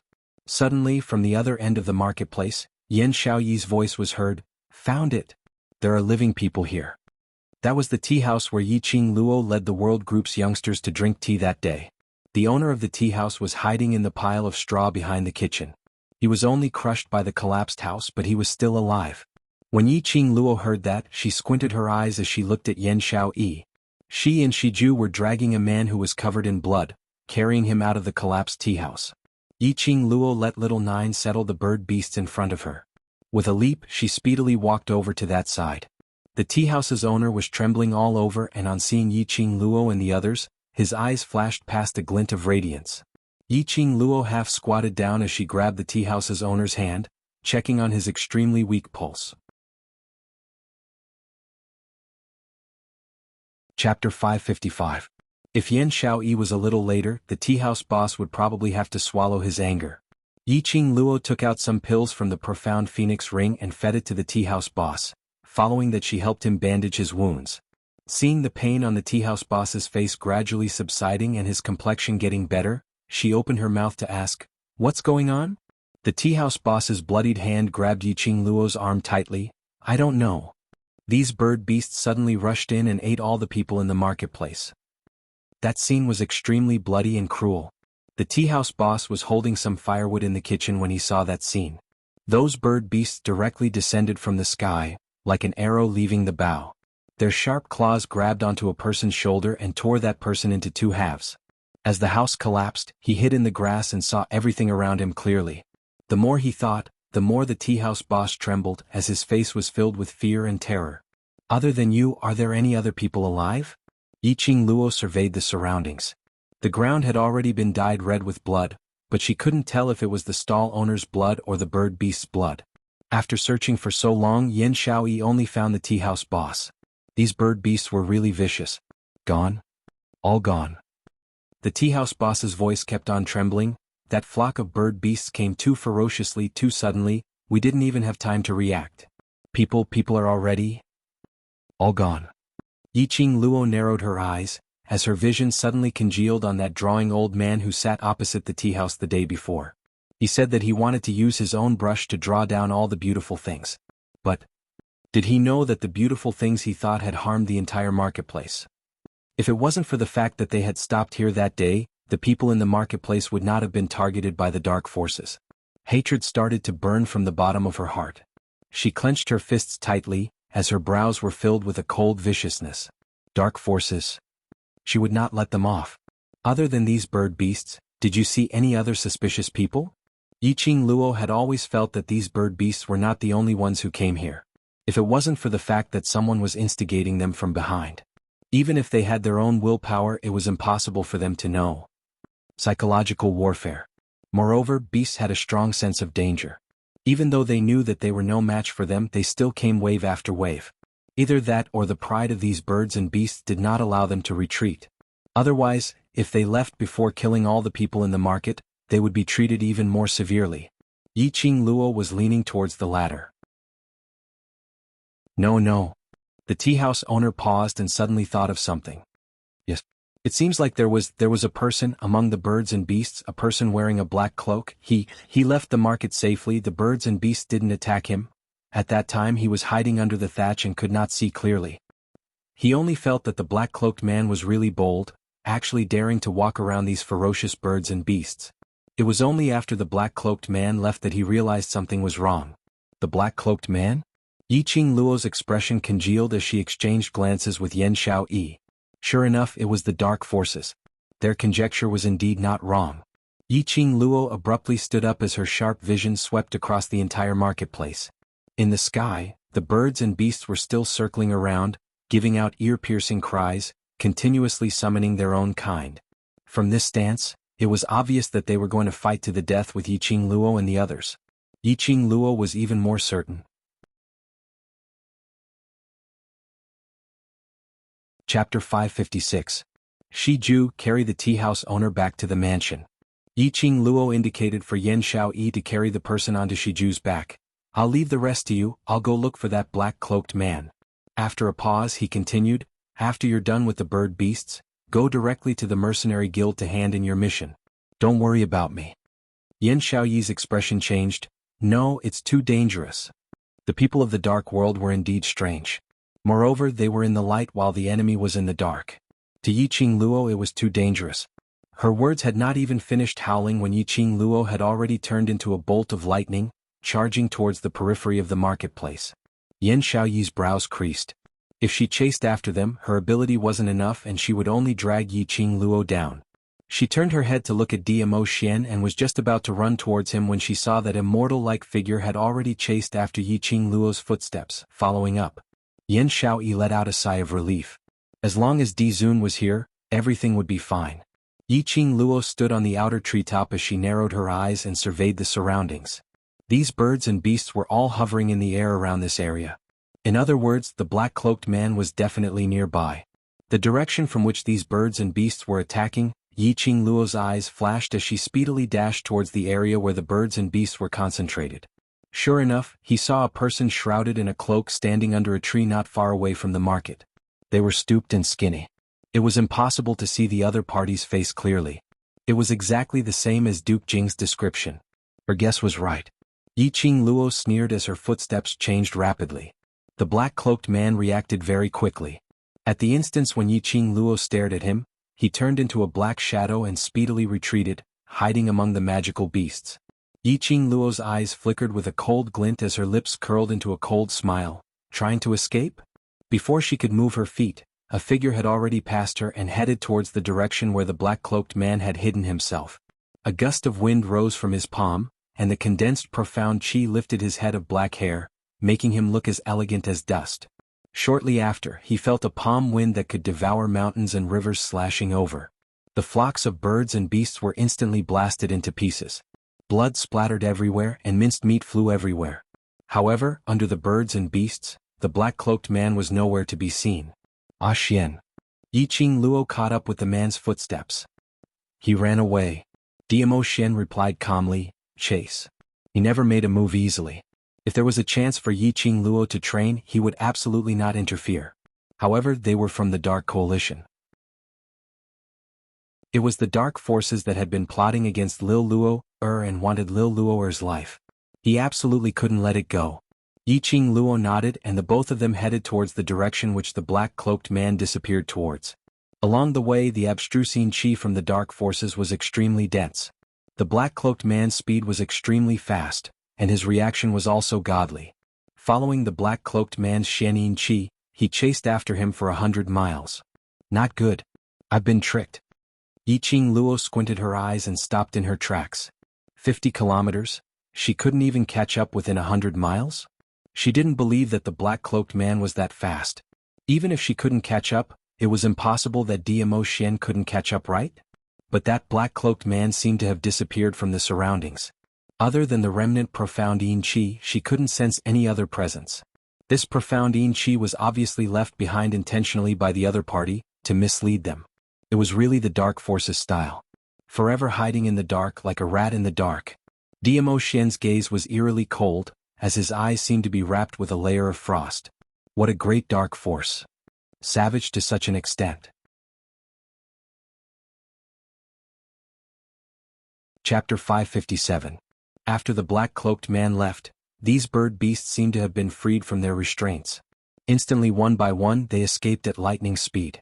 By the time Yiqing Luo and Diamo Xian returned to the Mercenary Association, Long Yunzhan and the others had already left. Apparently, they had listened to Yiqing Luo's words and hurried over to the Mercenary Association to submit their mission. Yiqing Luo and Diamo Xian also followed closely to the Mercenary Association. But when the two of them rushed over to the Mercenary Association, they heard the mercenaries who were passing by the Mercenary Association with grave expressions, discussing something. They could vaguely hear them saying the World Group, Yuchi, and other similar words. Yiqing Luo's heart suddenly sunk as she pulled one of the people who were discussing. What happened? That person was talking excitedly, and on seeing someone asking, he immediately replied, earlier the World Group's group leader came over to submit their mission. You know about the World Group, right? Our mercenary group is the first mercenary group to be promoted to a bronze plate on the second day of its establishment. Something happened to them. Earlier when they were promoted to a mercenary group, everyone was still very happy. Group leader received news from the mercenary badge that the World Group's headquarters had been surrounded by the Yuchi family. It's such a pity for this the World Group, they are all young and promising youngsters, why did they offend a large family like the Yuchi family for no reason? The people who were discussing shook their heads regretfully. A newly risen mercenary group without any powerhouse behind them. But now they were surrounded by one of the four great families, the Yuchi family. This mercenary group absolutely could not survive. Yuchi family? Surrounded the world group? Yuchi Peng? He actually dared to divulge the mansion's address. Yiqing Luo's expression congealed as her lips curled into an extremely cold arc. She wanted to see what this Yuchi family was trying to do. 3 Spring City in front of the mansion. The commoners stood far away as they looked at everything in front of them, feeling extremely puzzled. This mansion looked old and dilapidated, and the owner of the mansion was very low profile. How did they offend the Yuchi family for no reason? Whereas when Yiqing Luo and DMO Xian rushed over on Little Nine, they saw the majestic scene outside the mansion. Around a few thousand people, dressed in the Yuchi family's uniform, surrounded the entire mansion. This street, which wasn't exactly bustling with people, was now extremely crowded. Yuchi Peng and Duke Jing stood at the entrance of the mansion, and beside them stood a middle-aged man dressed in a navy blue luxurious robe with an imposing manner. They had not argued with each other yet. Standing at the door was Baiming Liancheng. He frowned and was negotiating with the middle-aged man. While speaking of anger, the middle-aged man shouted in a stern voice, "Dark forces? Call your vice commander out for this patriarch. This patriarch would like to personally ask, what is a dark force?" This person was actually the patriarch of the Yuchi family. He was Yuchi Peng's father. What was the Yuchi family trying to do by bringing out such a large force and even mobilizing their patriarch? The head of the Yuchi family seemed to want to barge in forcefully, but he was stopped by Baiming Liancheng. "Do you know who this patriarch is?" The Yuchi patriarch waved his palm towards Baiming Liancheng's chest. Yiqing Luo's slender brows creased tightly as she leapt down from Little Nine's back. The feather fan in her hands released a burst of strong airflow, forcefully forcing Patriarch Yuchi's palm chi to retreat. Yiqing Luo. "Father, it's her." Duke Jing and Yuchi Peng spoke at the same time as they stared at Yiqing Luo, as their eyes were filled with hatred. What show was this? Chapter 558. The World Group. What a great group, you even dare to touch Yuchi family's eldest young master's hand. If this patriarch doesn't massacre the entire world group today, then this patriarch will be letting down the Yuchi family's ancestors. Yuchi family's patriarch's face flushed red as he was unable to restrain his anger. The successor whom he had painstakingly nurtured, was destroyed just like that. Yiqing Luo. You dare to use the dark forces as an excuse to spread rumors about the dark forces, chopping off our future patriarch's right hand. You're trying to destroy our Yuchi family. Behind him, Yuchi family's guard berated her sternly, "Our 4th young master was injured by you, and now you're laying your hands on our eldest young master. What a vicious heart you have." Yiqing Luo had met this guard before. Wasn't he the helper whom Yuchiya had found outside Pristine Elixir Medicine Hall, Yuchi family's elite guard? You said 4th young master let her. Yuchi family's patriarch narrowed his eyes as he sized up Yiqing Luo coldly. "What a great Yi family's 7th miss. I'd not expected it to be you." Both his sons had suffered a loss in the hands of this lady. One was crippled and almost lost his life. The other's right hand was chopped off, which meant that his entire life was ruined. Yiqing Luo. You spread the dark forces and intentionally hurt Yuchi family, targeting Yuchi family. Today, even if your 3 Springs sect kneels down to apologize to this patriarch will absolutely not forgive you. The manor was surrounded by Yuchi family's people, and these Yuchi family's people were blaming Yiqing Luo with righteous indignation. Yiqing Luo's expression was as calm as water as her lips curled into a cold arc, as she watched Yuchi family's patriarch's flushed face coldly from anger, looking at their nonsense as though she was looking at a clown jumping around.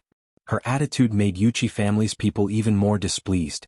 Those guards who had once suffered a loss because of Yuchiya at Yiqing Luo's hands, started to speak one after another, bringing out the matters between Yiqing Luo and Yuchiya. Their words had already turned Yiqing Luo into a vicious person. Yiqing Luo continued to look on coldly from the side, because in her eyes, these people weren't worth her nonsense. But she had not expected that just as the situation was in chaos, Yiqing Luo's eyes suddenly flashed.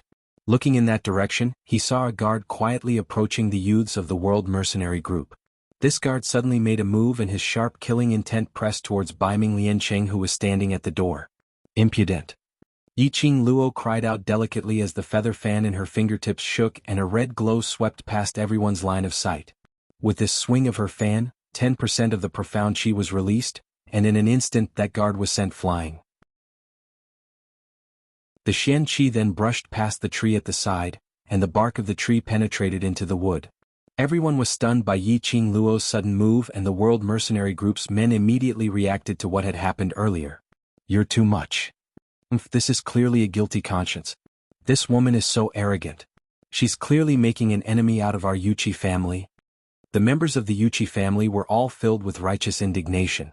They were like tigers that had their buttocks kicked. Both sides were originally suppressing their anger. Now that the fuse had been lit, what reason was there to explain? Momentarily, several people from the Yuchi family rushed towards Yi Qing Luo, wanting to settle the score with her. Yi Qing Luo's eyes narrowed slightly as the feather fan in her hands flipped once again, and a burst of Xian Qi struck towards the group of people who were rushing forward. The few Yuchi family's guards joined hands and barely managed to obstruct it. But they were jolted so much that they kept retreating, and finally fell on their buttocks onto the ground. Strong. Very strong. Chapter 559. Those elite guards who had clashed with Yi Qing Luo previously knew that Yi Qing Luo's skills were very strong.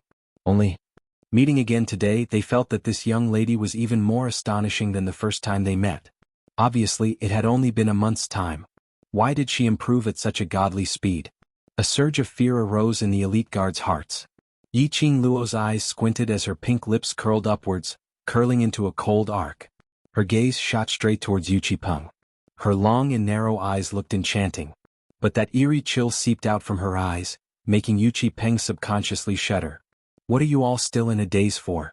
Take down this demoness who spread her lies."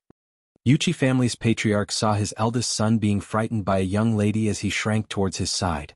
His face instantly lost its shine. He had brought along so many guards, but they couldn't even stop a small mercenary group's vice group leader? So what if she was Three Springs Sect's young matriarch? Anyone who hurt his son whom he had painstakingly nurtured had to die.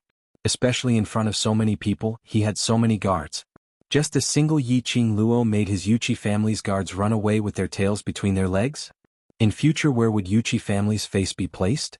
No matter how fearful those elite guards were towards Yi Qing Luo, but with their master's command, they had to brace themselves and go forward. Moreover, thousands of guards were all here. No matter how powerful Yi Qing Luo was, she would have to pay for it here today. Thinking of this, the elite guards' gazes turned piercingly cold as they exchanged glances. Following that, 10 over guards leapt upwards at the same time, blocking in front of those guards who had been overturned by Yi Qing Luo. Yi Qing Luo didn't hesitate as she directly released her profound qi and dashed into the guards. The red feather fan in the young lady's hands was like a flame as it flew over.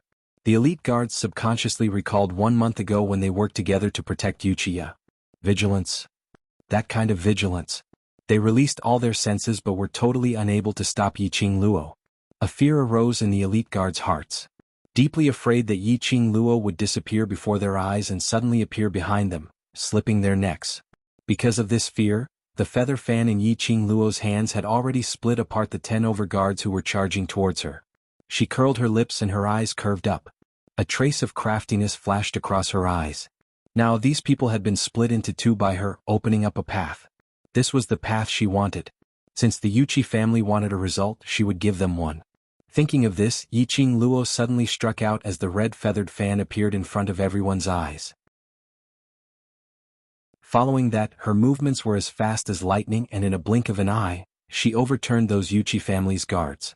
Yi Qing Luo was totally clearing the route, and this route was heading straight towards Yu Qipeng. Yuchi family's guards were all beaten into a daze. All these changes happened too quickly.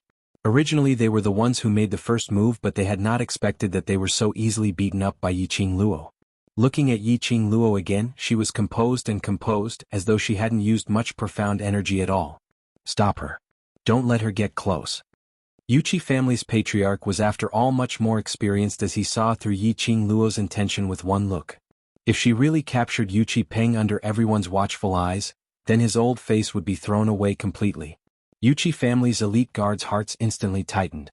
Surely Yi Qing Luo wasn't going to repeat the same old trick, right? That time Wuxia was ruined by this move. Following that, the other side's guards also surrounded Yi Qing Luo like a beehive, surrounding Yi Qing Luo in 3 layers. From what they thought, they should be able to stop her this time, right?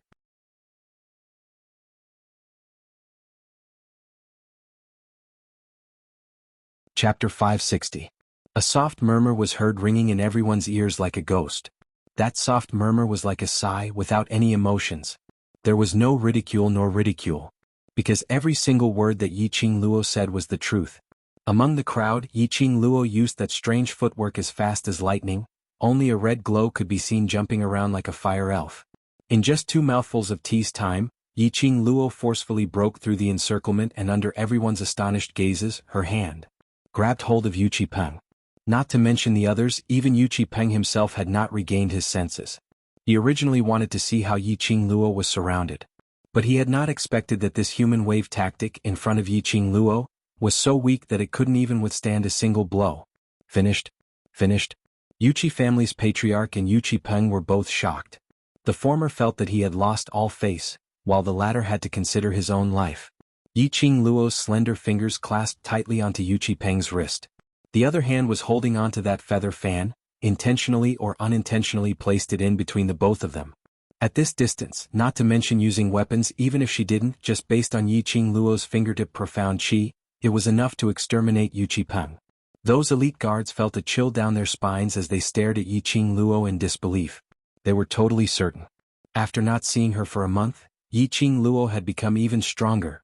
And this degree of strength was absolutely not just 1 or 2 points. That was a kind of qualitative leap. It was simply like a yellow profound first-grade cultivator, leaping to a sky mystic overlord. 1 month ago, Yiqing Luo, under the encirclement of the 2 elite guards, relied on the 2 Mu brothers before she could complete such a shocking feat, but today, in front of thousands of guards, she used a simple and crude method to restrain Yuqi Peng. Yuqi family's patriarch was still by his side and hadn't reacted in time. It showed how powerful Yiqing Luo was. At this moment, Yuqi Peng's forehead was drenched in cold sweat as a sliver of regret arose in his heart. Perhaps he shouldn't have provoked Yiqing Luo so rashly. This consequence was much more tragic than what he had expected. Yuqi Peng wasn't an idiot, and before he came, he had gone through a series of considerations. In his opinion, the Yuqi family had called over 1,000 guards to surround the mansion. Under everyone's watchful eyes, father directly blamed Yiqing Luo for her mistake. Wouldn't Yiqing Luo be at a loss of what to do and hurriedly explain herself? At the very least, he had to deal with the Yuqi family. In any case, their Yuqi family had a strong army, so wouldn't a little girl be scared out of her wits? However, the actual result made Yuqi Peng feel terrified, exceptionally shocked. Under the current circumstances, Yuqi Peng didn't dare to think in this way anymore. He absolutely believed that even if he were to kill him on the spot, Yiqing Luo would absolutely not bat an eyelid. At this moment, Yuqi Peng finally understood what number 4 had experienced back then. It wasn't that old 4 was too weak, and it wasn't that those elite guards didn't give it their all. It was because this woman was too strong. Her speed was so fast that she could silently tear you into pieces. Bastard, let go of our young master. How dare you attack our young master? What gall! The Yuqi patriarch was so angry that his entire body was shaking. Under the gazes of everyone, Yiqing Luo was actually this arrogant. He gritted his teeth as he cried out angrily, "Still not going to surrender? Perhaps our Yuqi family can still spare your life." The guards beside him all started to open their mouths to berate Yiqing Luo when they saw Patriarch opening his mouth, as though the person whom Yiqing Luo was restraining was their father.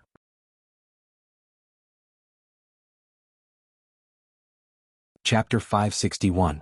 Yiqing Luo swept a glance at the Yuqi family's guards as her lips curled slightly, revealing a sliver of ridicule. "I've seen a lot of idiots, but I've never seen anyone as stupid as you. Patriarch Yuqi, there are so many of you threatening me. What? I get scared and accidentally injure young Master Yuqi? You can't blame me for that." The moment Patriarch Yuqi heard this, his entire heart was suspended in his throat. He couldn't figure out Yiqing Luo's route, but at least till now, everything that had happened had exceeded their expectations. If Yiqing Luo really used some carelessness, or slippery hands, as an excuse to claim Yuqi Peng's life, then his Yuqi family would really become a joke. Although his eldest son's right hand was destroyed and he was already half a cripple, he was still able to control himself. But after all, he was the son that she had raised with great care. How could she not have feelings for him? Now that his son's life was in someone else's hands, Patriarch Yuqi wouldn't dare to act blindly without thinking, no matter how capable he was. However, the Yuqi family's reputation could not be tarnished. The master of the Yuchi family suppressed the anger in his heart and tried to make his voice as gentle as possible. "Seventh Miss Yi, this time we are here to resolve our conflict. If you have anything to say, let go of my son first and we can sit down and talk." His words were spoken very carefully, and he put on a look of worry and helplessness for his son. At the very least, they had to make the surrounding crowd think that the Yuchi family wasn't afraid of trouble, but that they had no choice but to compromise for the sake of their son. The head of the Yuchi family was filled with rage. In his imagination, the person who should be begging for mercy should be Yiqing Luo. However, he was surrounded by thousands of guards. The other party only sent out Yiqing Luo alone and he was helpless.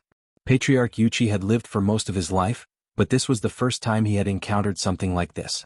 Yiqing Luo almost burst out laughing when she heard that. That pair of long and narrow eyes were extremely enchanting, but there was also a trace of mockery and scheming. Only now did she know how to speak nicely.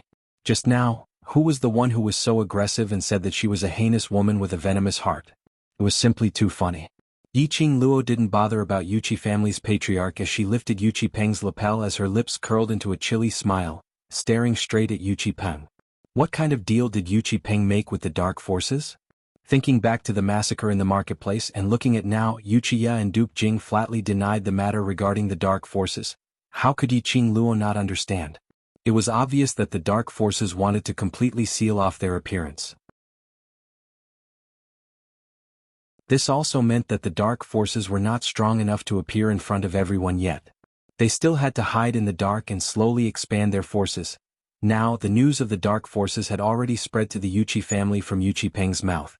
Naturally, the other aristocratic families had also heard about the dark forces devouring souls.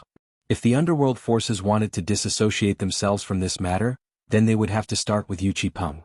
Otherwise, based on the sinister and vicious dark forces, Yuchi Peng and Duke Jing would absolutely not be able to survive till now.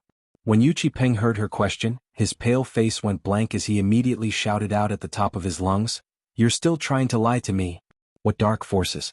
The dark forces had long made the upper realms people to expel the Nirvana realm. "You're still trying to use the dark forces as an excuse to kill me."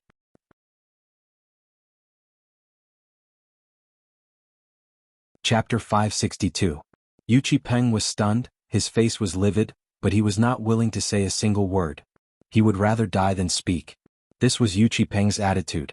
Yiqing Luo's brows rose. Looked like if Yuchi Peng mentioned about the dark forces, he might have to bear a consequence which was even more terrifying than death.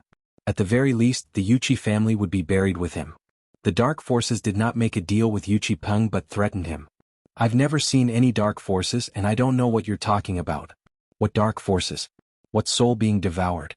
All of this is just an excuse for you to take revenge on the Yuchi family.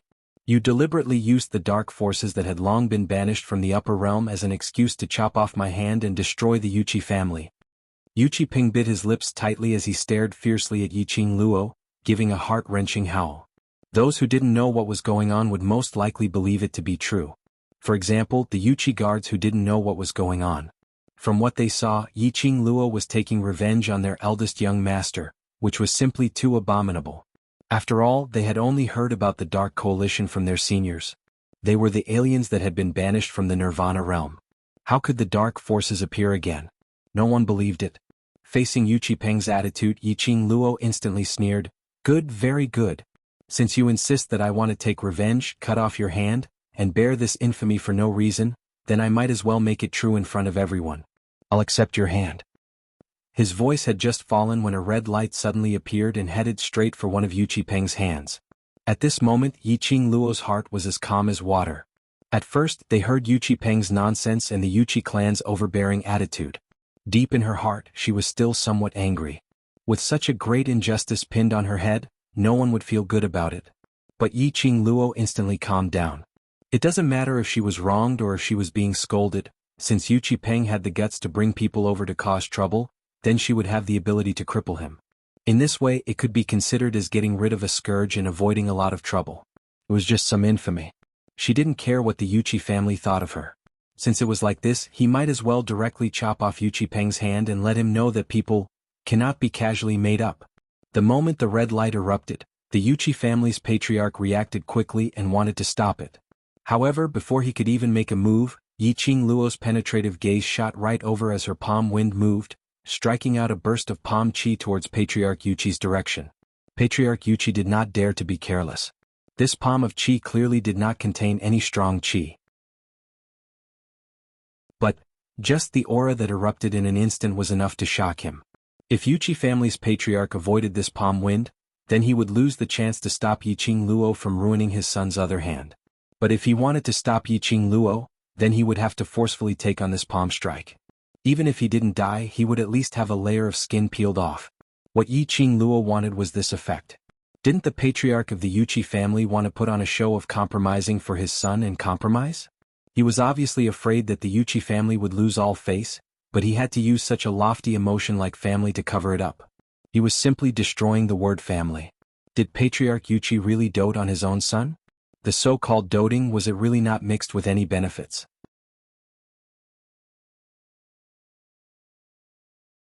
Chapter 563. Yuqi family's patriarch indeed didn't let Yiqing Luo down. Facing the incoming palm wind, Yuqi family's patriarch turned sideways and evaded it.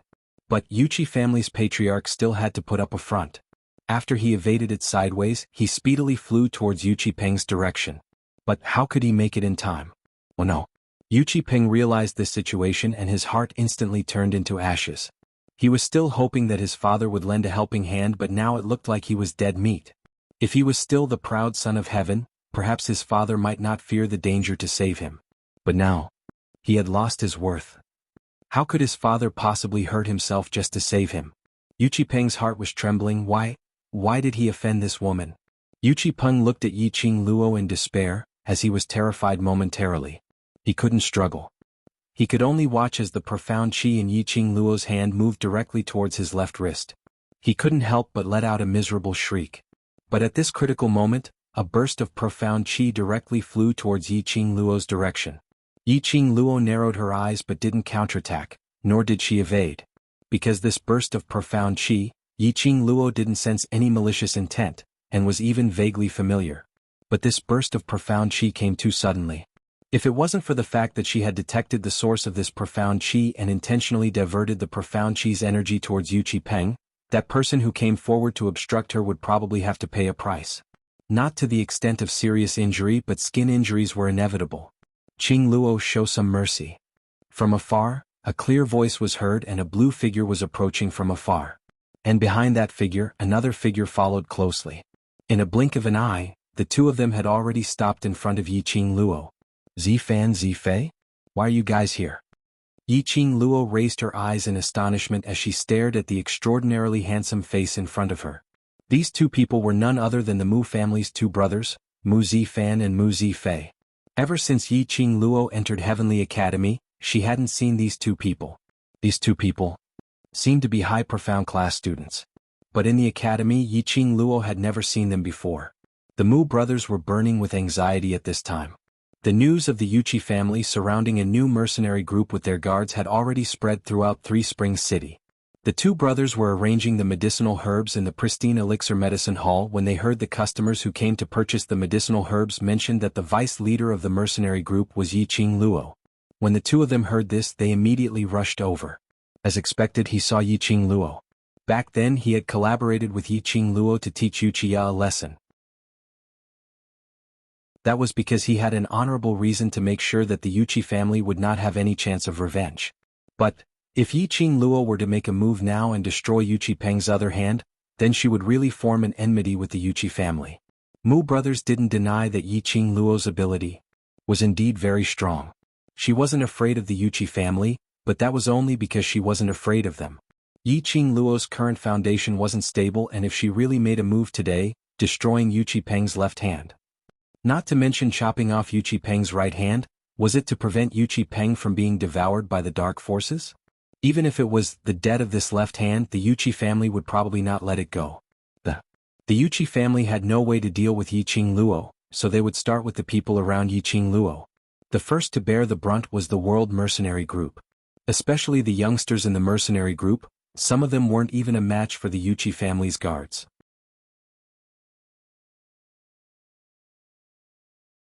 Chapter 564.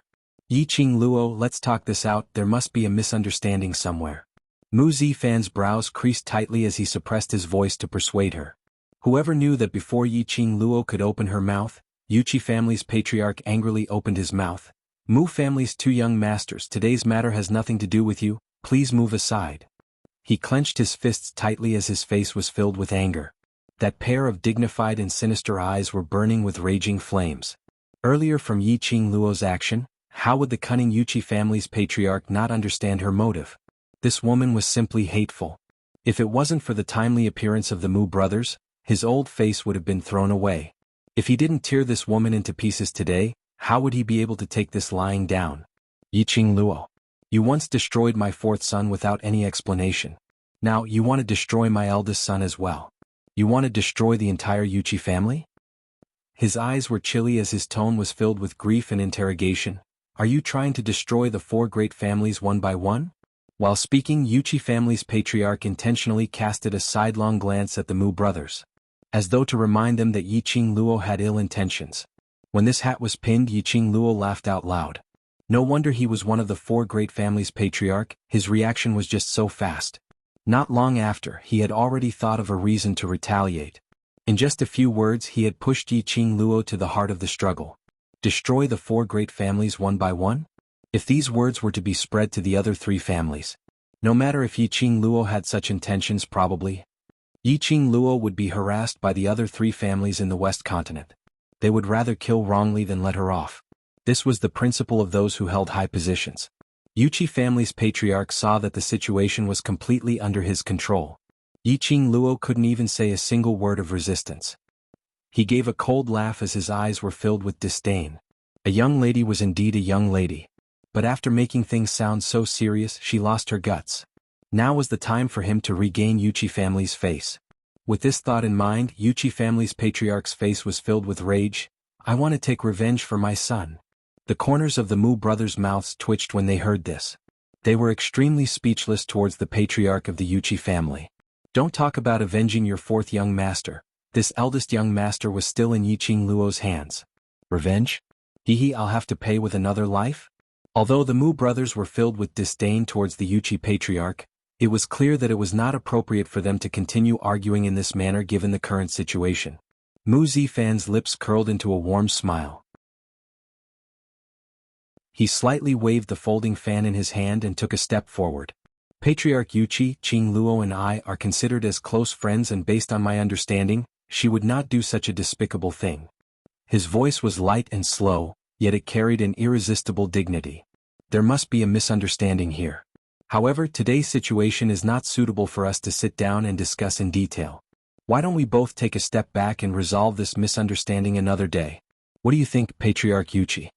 The Yuqi patriarch's expression changed. He was the patriarch of the Yuqi family. Just because of a junior's words he was going to shrink back? Whereas Yiqing Luo had no intention to compromise. Her lips curled into a cold arc with a smile which didn't look like a smile. That feather fan on her fingertips seemed as though it could slice Yuqi Peng's neck anytime.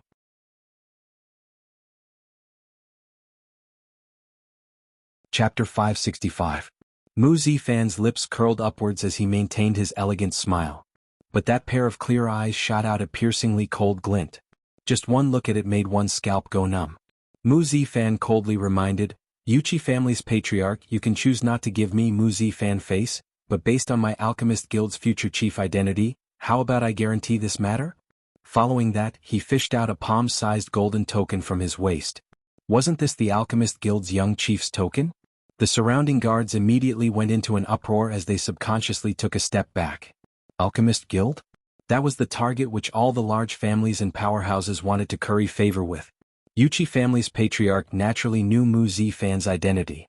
But he had not expected that Mu Zifan would use the Alchemist Guild's young chief's identity to help Yiqing Luo time and time again. Could it be that, this Mu Zifan towards Yiqing Luo? Yuqi family's patriarch restrained the deep thoughts in his eyes as his brows creased tightly. Yiqing Luo gazed at Mu Zifan's back as her heart suddenly felt warm. This was the second time he had used the Alchemist Guild's young chief's identity to help her out of trouble. Yiqing Luo knew that Mu Zifan wasn't the kind of person who liked to bully others. She understood the reason why Mu Zifan stopped her.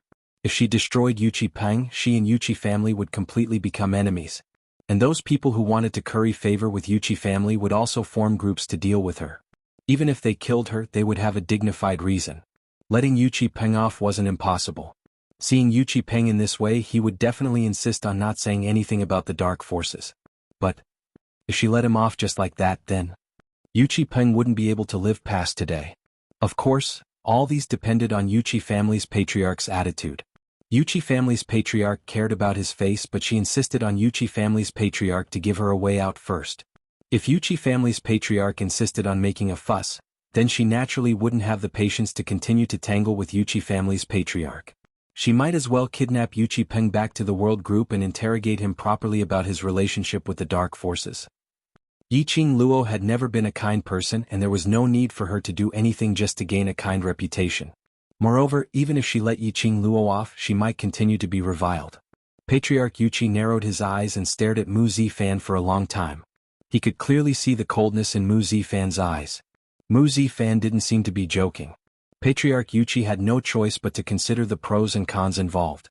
After some careful consideration, he finally compromised.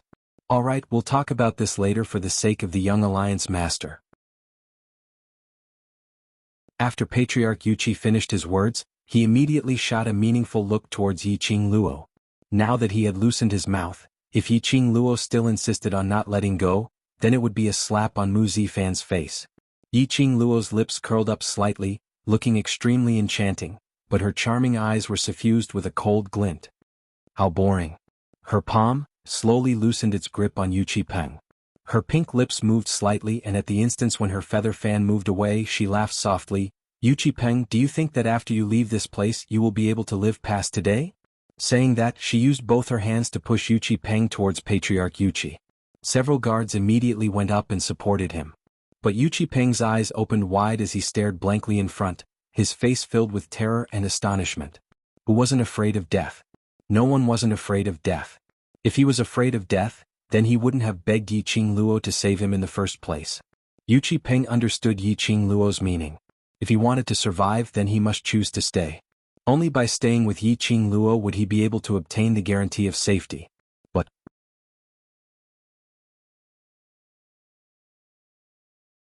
Chapter 566. Yiqing Luo's slender brows rose slightly as she squinted at Yuchi Peng with interest, but didn't say anything else. It was unknown what the dark forces had threatened Yuchi Peng with, to actually make him not even care about his life. Was he using the entire Yuchi family to threaten him? But, since this was Yuchi Peng's choice, she would not force it. Yiqing Luo retreated back to Diamo Xian's side as her little hand hooked onto his arm. This was an unconscious action on her part. Diamo Xian glanced sideways as he stared at the cold and stunning side profile of the woman beside him, as his eyes overflowed with a doting smile. When the crowd saw this scene, they all had different thoughts. The youths of the mercenary group covered their eyes and facepalmed. These two people really didn't let go of any opportunity to show off. "I owe this dog food." Whereas for the Mu brothers, their eyes revealed an astonished look as they exchanged glances, as though they were guessing the relationship between Yiqing Luo and that man. Mu Zifei tugged at his brother's sleeves and said in a low voice, "Big brother, I told you to make your move earlier, but you didn't listen. Look at you now." Mu Zifan cast a sidelong glance at Diamo Xian and slapped the back of his hand away.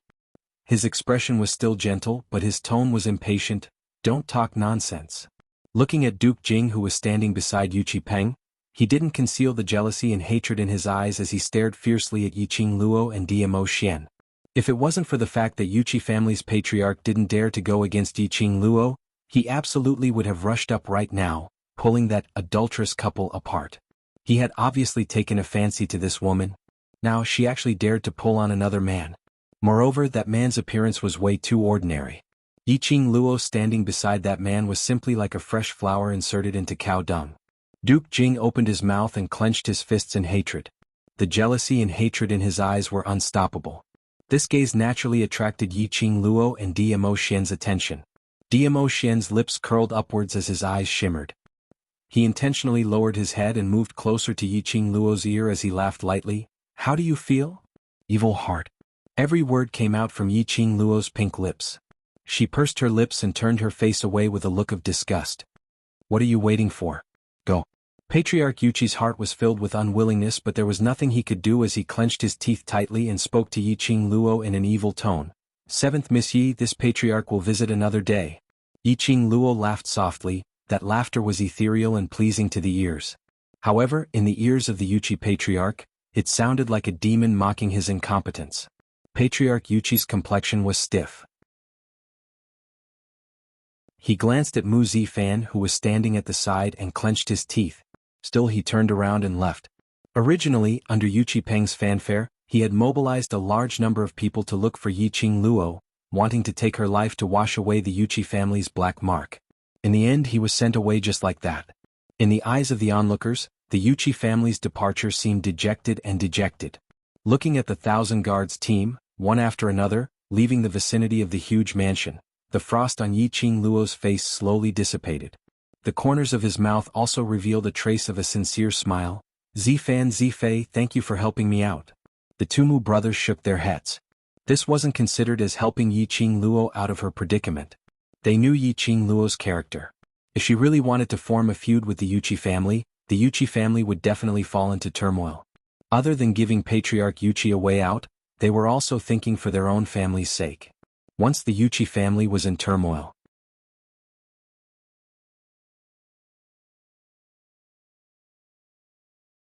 Chapter 567. Don't stand at the entrance, come in first. Yiqing Luo took a step back, indicating for them to enter the mansion. There were too many commoners crowding around and standing at the entrance. It was as though they were being watched by a monkey show. The World Group's youngsters retreated to the two sides, revealing a path. The Mu brothers didn't act pretentiously as the two of them entered the mansion one after another. The mansion's main door had just closed when Mu Zifan sighed softly. "Qing Luo, I know you're not a rash person and I know you're a sentimental person. Today's matter, although I'm not sure what exactly happened, but you shouldn't have clashed with the Yuchi family." Mu Zifan and Yiqing Luo had interacted for a few days, and towards Yiqing Luo's character, he more or less had some understanding. He naturally believed that Yiqing Luo wouldn't make a move on the Yuchi family for no reason. But today's timing wasn't right.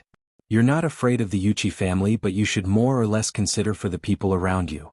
Mu Zifan's peripheral vision shot a glance at those 10 over youngsters who were following behind. These young faces looked extremely unfamiliar. Apparently they were youngsters who were inexperienced. They saw it very clearly. Earlier when they rushed over, they saw these youngsters standing behind Yiqing Luo. Facing thousands of experienced guards, they were clearly afraid, but the look in their eyes remained firm and determined. None of them retreated because of fear. All of them stood behind Yiqing Luo, becoming her strongest fortress. These people were sincerely comrades with Yiqing Luo. Because of this, Mu Zifan was willing to raise this suggestion to Yiqing Luo. When Yiqing Luo heard that, she went into a slight daze. Her gaze subconsciously fell onto those brothers behind her. She finally understood the reason why Mu Zifan stopped her. Once upon a time she was alone. No matter where she went, no matter what dangerous mission she took, she was forever alone. She had also developed the habit of doing things alone. Now with these brothers and sisters. From the moment she placed these people in her heart, she had always remembered that she wasn't alone, but a team. Her every action, every word and action could possibly affect the entire team. If she really chopped off Yuchi Peng's other hand earlier, these youngsters around her would definitely be targeted by the Yuchi family. "Thank you for your advice, luckily you stopped me." Yiqing Luo's smile bloomed like a flower. The Mu brothers chuckled and said, "If you want to thank us, you can treat us to a meal in the canteen after the academy reopens." "No problem." Yiqing Luo nodded without hesitation. Turning around he changed the topic.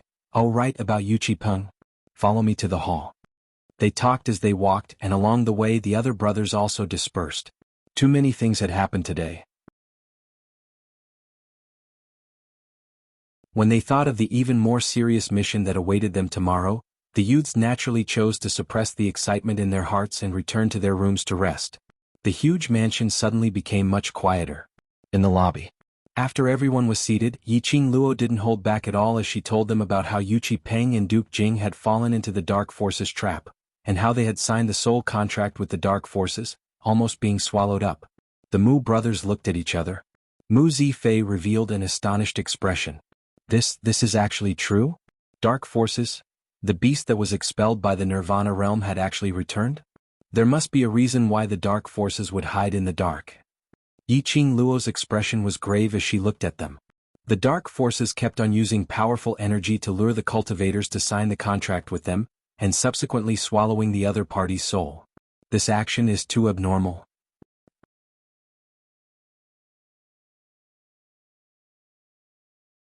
Chapter 568. Indeed, this wasn't normal. Dark forces. This force had already disappeared for several decades. All along, they were the forces which were expelled by Nirvana realm. He had only occasionally heard about this dark power from the mouth of the previous generation. Today, the dark forces had appeared once again and in such a manner. Could it be? Were they preparing to make a comeback? You must be careful of the dark forces. That profound energy is indeed powerful, but it ultimately isn't yours. If you lose yourself for a short-term benefit, then you will be consigned to eternal damnation. Yiqing Luo narrowed her eyes as she kept away the deep thoughts in her eyes as she opened her mouth to remind them. The hearts of the Mu brothers were filled with shock at this moment. Dark forces could make use of this energy to swallow a cultivator's soul. How many cultivators would be hooked? It was simply an unknown number. After all, which cultivator didn't thirst for power? Even they too thirsted for power. They couldn't help but feel deeply moved that this Yiqing Luo was still young, but her comprehension was not what most people could achieve. They had to investigate on what motive this dark force which was hiding in the dark had. Moreover, such a matter had happened in the world group today, so they should have something to say within the group. Mu brothers then got up and bade farewell. By the time they sent the Mu brothers out of the mansion, everyone's expressions in the main hall instantly turned grave. Yiqing Luo returned to the chair and sat down as her eyes were deep. From the current situation, Yuchi family will not find any trouble today. But in future, they will definitely not let this matter rest. Everyone nodded. Before Yuchi family's patriarch left, he left behind that sentence. Apparently, he had already bore a grudge against Yiqing Luo. What we need to do is to raise the group's ability. Long Yunzhan, who had always been silent, opened his mouth calmly as his azure blue eyes looked at Yiqing Luo quietly. Xiao Jin agreed. We're not afraid of Yuchi family but the others. That might not be the case. Although the world group's youngsters were in devil class and had gone through their training, their profound grade and skills overall standard was considered to be extremely high. But they lacked experience. They lacked actual combat experience. Just like Bei Ming Lianqing, why was he able to advance to profound grade in the process of climbing the iron wire? That was because when he was close to death, his mental state had some comprehension, hence he was able to advance. Just as what Yiqing Luo had said, the only way to become stronger was through continuous battles. Based on the situation of the past 2 days, these youths were still too inexperienced. If it wasn't for Yiqing Luo's arrival reminding them, they would probably still lock these students in devil class for secret training. Long Yunzhan and Xiao Jin exchanged glances. Suddenly, there was a lofty sentiment that spread out in their hearts. Perhaps, they might even have the confidence to emerge as the champion of the interclass tournament 8 months later. Yiqing Luo narrowed her eyes as she muttered to herself for a moment. It was easy to increase one's profound rank and strength. They had been doing this all along. However, raising one's strength was not something that could be done in a day. Some experts were often stuck at a bottleneck, unable to advance for years or even decades. Not to mention these youths who had yet to completely open their hearts. Tomorrow was the last day of the holiday. It seemed that she had to lead these people to the magical beast forest. The magical beast forest was a place where magical beasts roamed freely. The last time she followed Dmo Xian, she reached the 6th level. This time, her goal was the 5th level. The 5th level, it wasn't just magical beasts.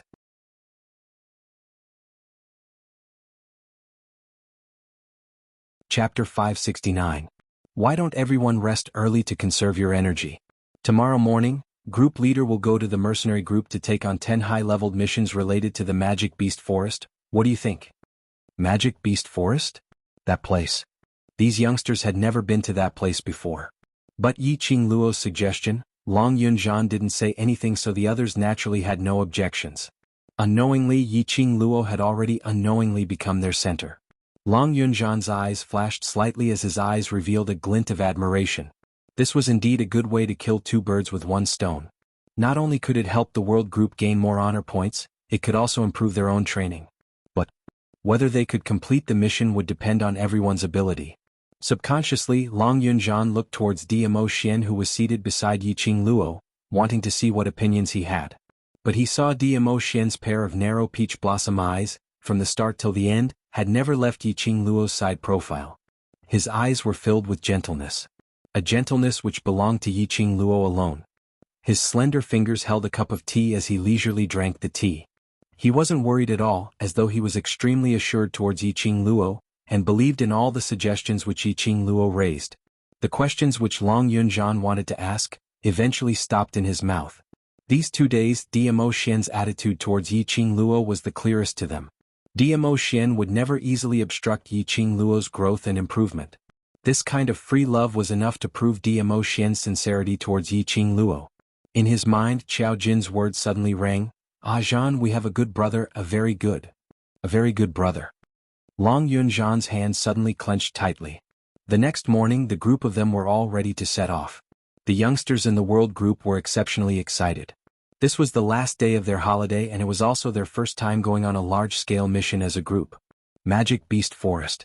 That place which numerous mercenary groups wanted to go on experience training, this was their first time going, so their hearts were filled with anticipation. Magic Beast Forest. Other than mercenary groups going on missions, there were many academies, classes, large families, young masters and young ladies etc. who went on various experience training here. Magic Beast Forest's high-leveled missions. Once it's completed, there will be a total of 80 mercenary group credit points and there will be other medicinal herbs as rewards.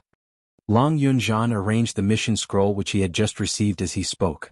10 high-level missions for only 80 mercenary group honor points? Thinking about it, a high-level rare mission actually rewarded 150 honor points. As expected, that mission had been categorized incorrectly. Speaking of the reward, Yiqing Luo turned her head and looked at Long Yunzhan. "Yesterday I handed in that high-grade rare mission's reward. I need 2 medicinal herbs." Back then what attracted her the most was the 2 medicinal herbs. Long Yunzhan took out all the rewards from the metal space and placed them on the table. The sound of 500 gold coins clattering against each other was crisp and clear. The eyes of the youths were about to pop out. Profound Ice, Immortal Root, Infant Grass. I only want these 2 ingredients. Yiqing Luo took the 2 herbs over. The mercenary group's development cannot be without the support of money. Now all the money earned from the missions, temporarily store it. It is very important for the future development. These 2 herbs. Biming Lulu narrowed her eyes as she fiddled with the Profound Ice Immortal Root and sniffed it. Isn't this medicine used to treat bone injuries? When the youngsters heard that, they immediately looked towards Yiqing Luo.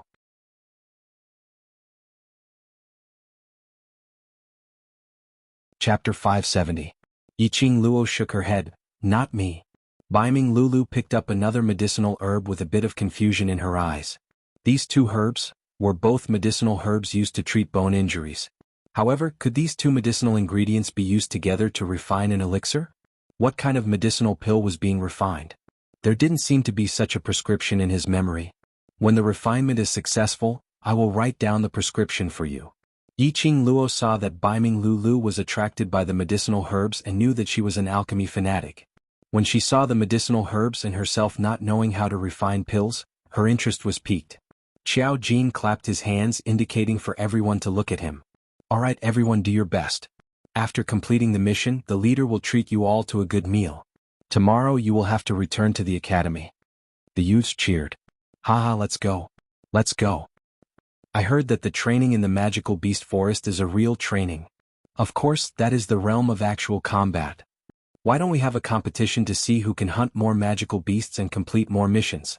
Looking at the youngsters' noisy looks, Yiqing Luo's eyes were filled with warmth. She really liked this feeling. Everyone was full of vigor and hope for the future. She had to work harder to improve her profound rank and become stronger. At the very least, as the vice-captain of these youths, she should protect them well. She smiled. The man behind her also stared at her and smiled. The group of people left the mansion in a mighty manner. Every youth's heart was filled with curiosity and anticipation towards the unknown. However, the group of people did not notice that after they left the mansion, a sneaky figure hiding in the dark was quietly watching them. After sending off the world group with his eyes, that figure muttered softly, "Magical Beast Forest." Then he quickly left in the opposite direction of those youths. Shortly after, an old man in a new white robe walked out of the mansion. He stroked his beard, looked at the sneaky figure meaningfully, and shook his head with a smile. It was better to leave the matters of the young to the young. Thus he did not lend a helping hand. What's more, the little girl didn't seem to need his help. Since he was picked up by the little girl, he would guard this mansion for the little girl. With this thought in mind, the old man leisurely strolled back into the mansion. The youngsters of the world group stopped at the entrance of the magic beast forest. The breeze was chilly, and the ground was covered with withered leaves that had sunk into the soil. There were also countless footprints of horses, magical beasts and humans. There was a fishy smell in the humid air. As far as the eye could see, apart from the lush forest and trees, there was more lush forest and trees. Dense branches and leaves grew all over the place. Only a faint ray of light could be seen. Just the outer perimeter alone gave off a dangerous aura. The youth's legs were trembling from excitement. While they were standing at the entrance, there were also neat teams that walked past them. There were 30-man teams, 50-man teams, and 100-man teams among them. He looked majestic and handsome. The youths stared at those teams in a daze. The blood in their hearts was boiling. Exciting. It was too exciting. From now on, they had also become a part of such a handsome team. Are you guys ready? Yi Qing Luo's cold voice was filled with an irresistible charm. The youngsters immediately puffed out their chests as their voices were loud and clear. Ready. You're tuning in to the Han Li's Wuxia Adventures YouTube channel. We're so grateful for your support, and don't forget to subscribe to join us on this incredible journey through captivating stories. Your generosity through donations truly makes a world of difference, as it's the primary source of revenue that allows me to expand and enhance this channel for you. Thank you from the bottom of my heart for being a part of this adventure.